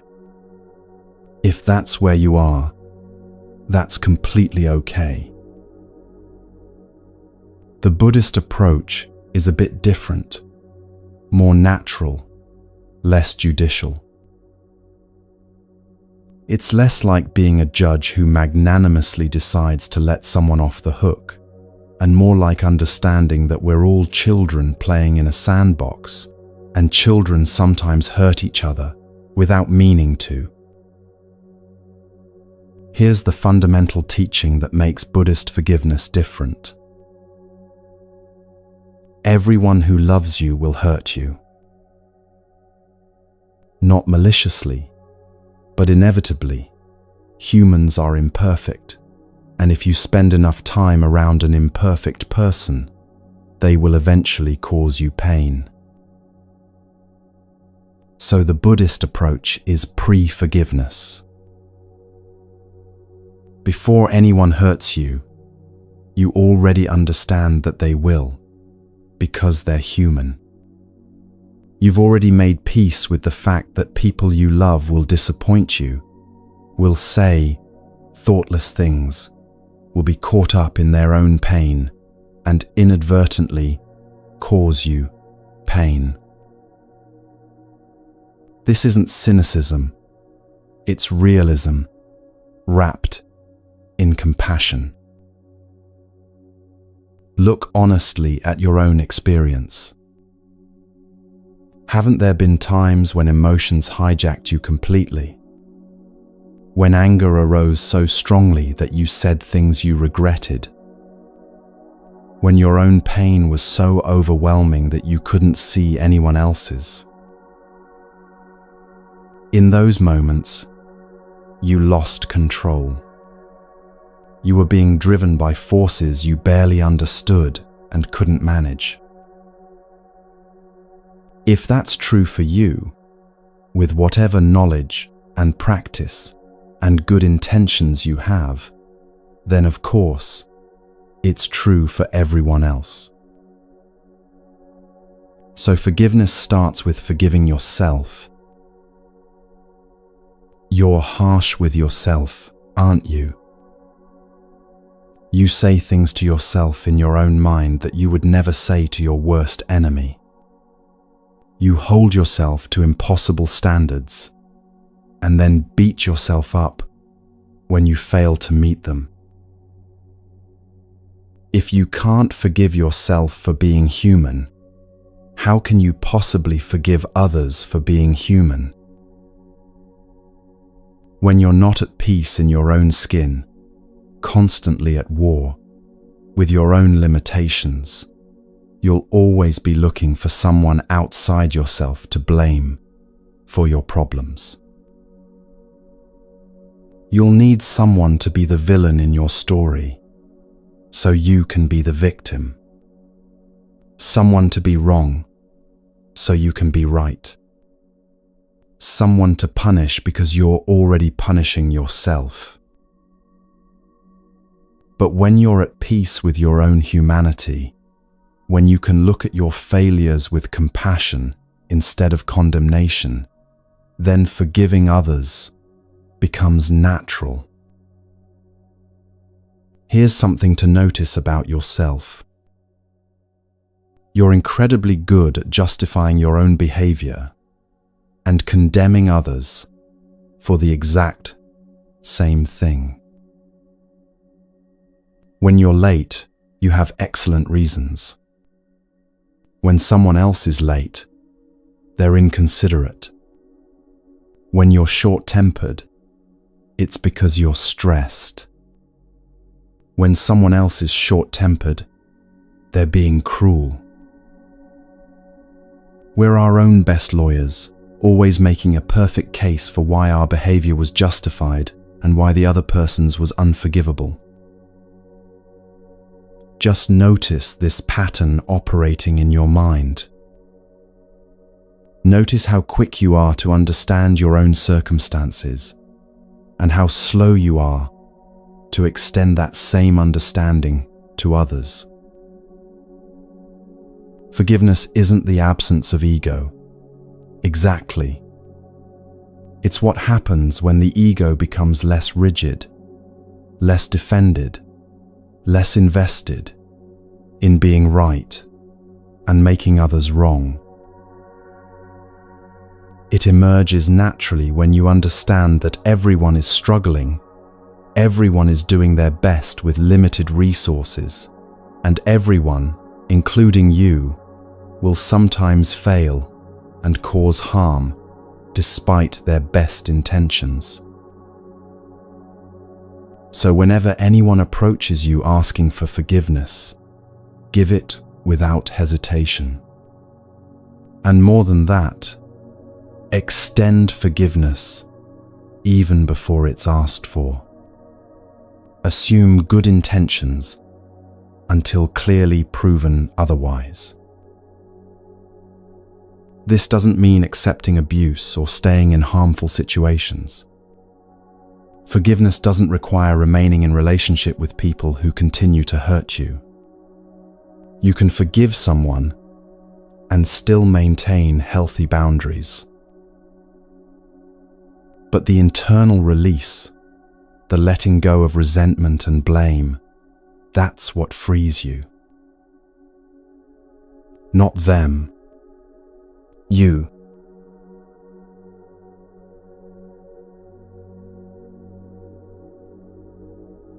There's a way of understanding what feels like an attack that completely shifts how you experience it. Imagine someone walking ahead of you on a muddy path. They're struggling, burdened, barely able to keep their balance. They stumble, not trying to hurt you, but drowning in their own difficulty. As they fall forward into the mud, droplets fly up and land on your clothes. You're splattered now. It's uncomfortable and messy, and you'll have to clean it off. But was it an attack? Or just someone falling in their own mud, and you happened to be close enough to get some on you? Most of the time when someone hurts you, this is what's actually happening. They're not targeting you with malicious intent. They're drowning in their own pain, fear, confusion, or limitation, and in their desperate flailing, some of their mud gets on you. Think about the last time someone said something cruel to you. From your perspective, it felt personal, like they woke up, put your picture on their mirror, and spent the morning devising ways to hurt you. But if you could see into their inner world in that moment, you'd probably see someone suffering 100 times more than you are. Someone overwhelmed by their own insecurities, wounds, unprocessed pain. Someone so busy drowning that they can't even see you clearly. Their lashing out wasn't about you at all. It was a desperate cry from someone who's hurting and doesn't know how to handle it. This doesn't excuse harmful behavior. Let's be very clear. Understanding why someone acts badly doesn't mean accepting continued bad treatment.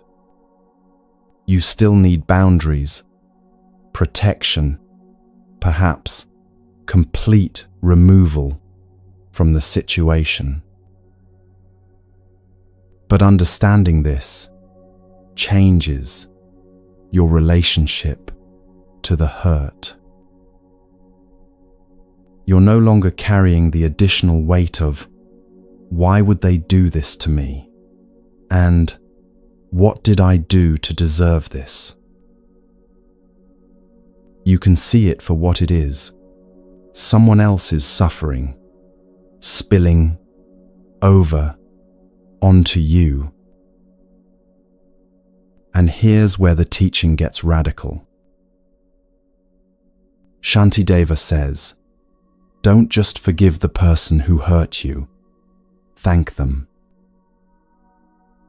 Thank them? Yes. Thank them for taking on the difficult role of being the irritant in your life, the person who shows you exactly where you still have work to do. A beggar isn't an obstacle to your generosity. The beggar is what makes generosity possible. Without someone in need, you couldn't practice giving. In the same way, the person who irritates you isn't an obstacle to your patience. They're what makes patience possible. If you only ever interacted with people who were kind and agreeable, you'd never develop real patience at all. You'd never learn to remain centered when things don't go your way. The difficult person in your life, the one who pushes your buttons, who doesn't change no matter how many times you explain, that person is your teacher. They're showing you exactly where your practice needs to deepen. They're revealing your attachments, expectations, demands on reality. They're exposing the places where you're still rigid, still reactive. This person is perfect for your development right now. Now, this teaching can be badly misused. This is not about staying in abusive relationships and calling it spiritual practice. This is not about accepting mistreatment and pretending it's good for you. If someone is genuinely harming you, get out and protect yourself. This teaching is about ordinary difficulties. The coworker who's annoying but not harmful. The family member who means well but pushes your buttons. The friend who's thoughtless, sometimes, but not malicious. These ordinary irritants, these are your practice field. The practice is to see them not as obstacles to your peace, but as opportunities to develop real equanimity that doesn't depend on everyone behaving exactly the way you want them to. So instead of constantly asking, why is this person in my life? Or when will they finally change? Try asking, what is this situation teaching me about myself? What demands am I making? Where am I still rigid? What would it take for me to be at peace, even with this difficult person in my life? That's where the real work is.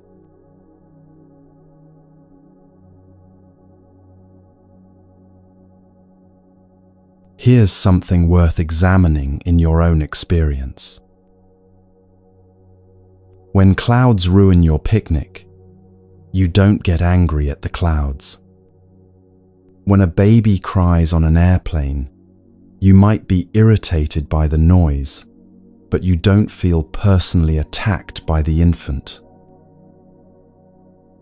So what's the difference between these situations and when a person does something that bothers you? The difference is attributed intentionality. For you to feel justified in your anger, for that finger of blame to really point, you need to believe that someone chose to hurt you on purpose. That they could have acted differently and deliberately decided not to. Without that attribution of intention, the anger doesn't quite stick. So here's the question to ask yourself when you're hurt or angry. Are you sure they meant to harm you? Really sure? Or is it possible they were clumsy rather than cruel? Unconscious rather than malicious? Caught up in their own pain rather than plotting against you? What if they're more like the clouds than you think? Just doing what clouds do, being shaped by forces they don't fully control, raining on your parade, not because they have anything against you personally, but because that's what's happening right now in their weather system. The freedom comes in questioning the story you're telling about their intentions. Maybe they did mean harm. Sometimes people do act from spite or malice. But more often, much more often, people are just stumbling through their own lives, causing collateral damage as they go, not because they're evil, but because they're struggling and limited and human. When you can release the story that they're deliberately targeting you, when you can see them as just another person drowning in their own difficulty, the hurt becomes simpler. Not gone. It might still be there, but lighter, less personal, easier to release. Just this questioning, are they really trying to hurt me, or are they just being human, can shift everything.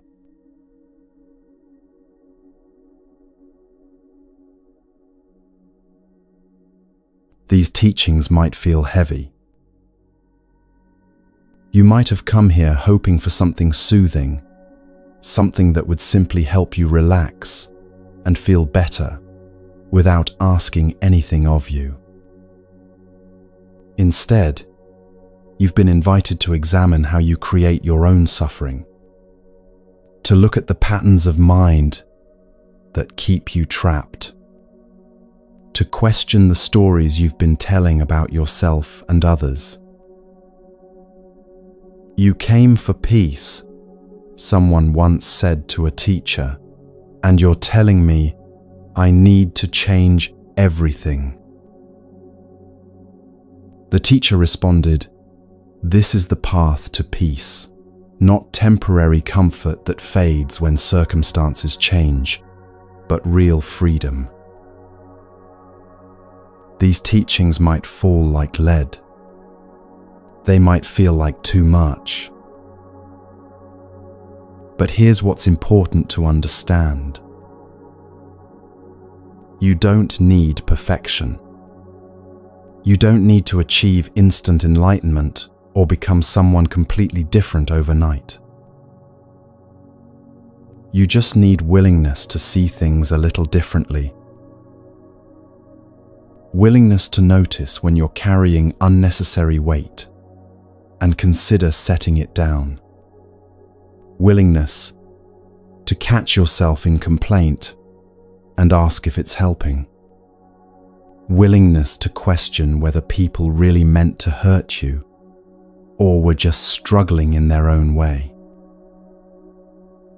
One insight carried forward changes your trajectory. Even if you only remember one thing from these hours together, even if only one teaching lands and sticks, that one shift in perspective can ripple through your entire life. Remember the bird with stones tied to its feet? It doesn't need to remove all the stones at once to start flying. Even releasing one stone makes the next attempt at flight easier.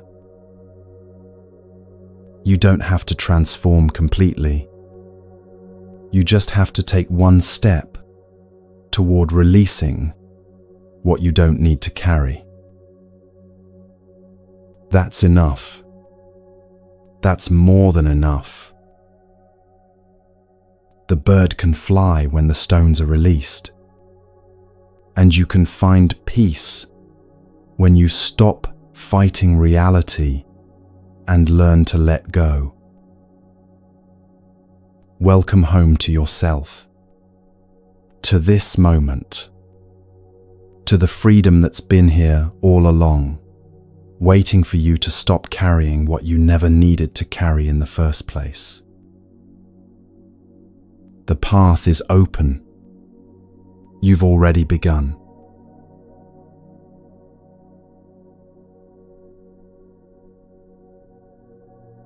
Now we shift from understanding to embodiment.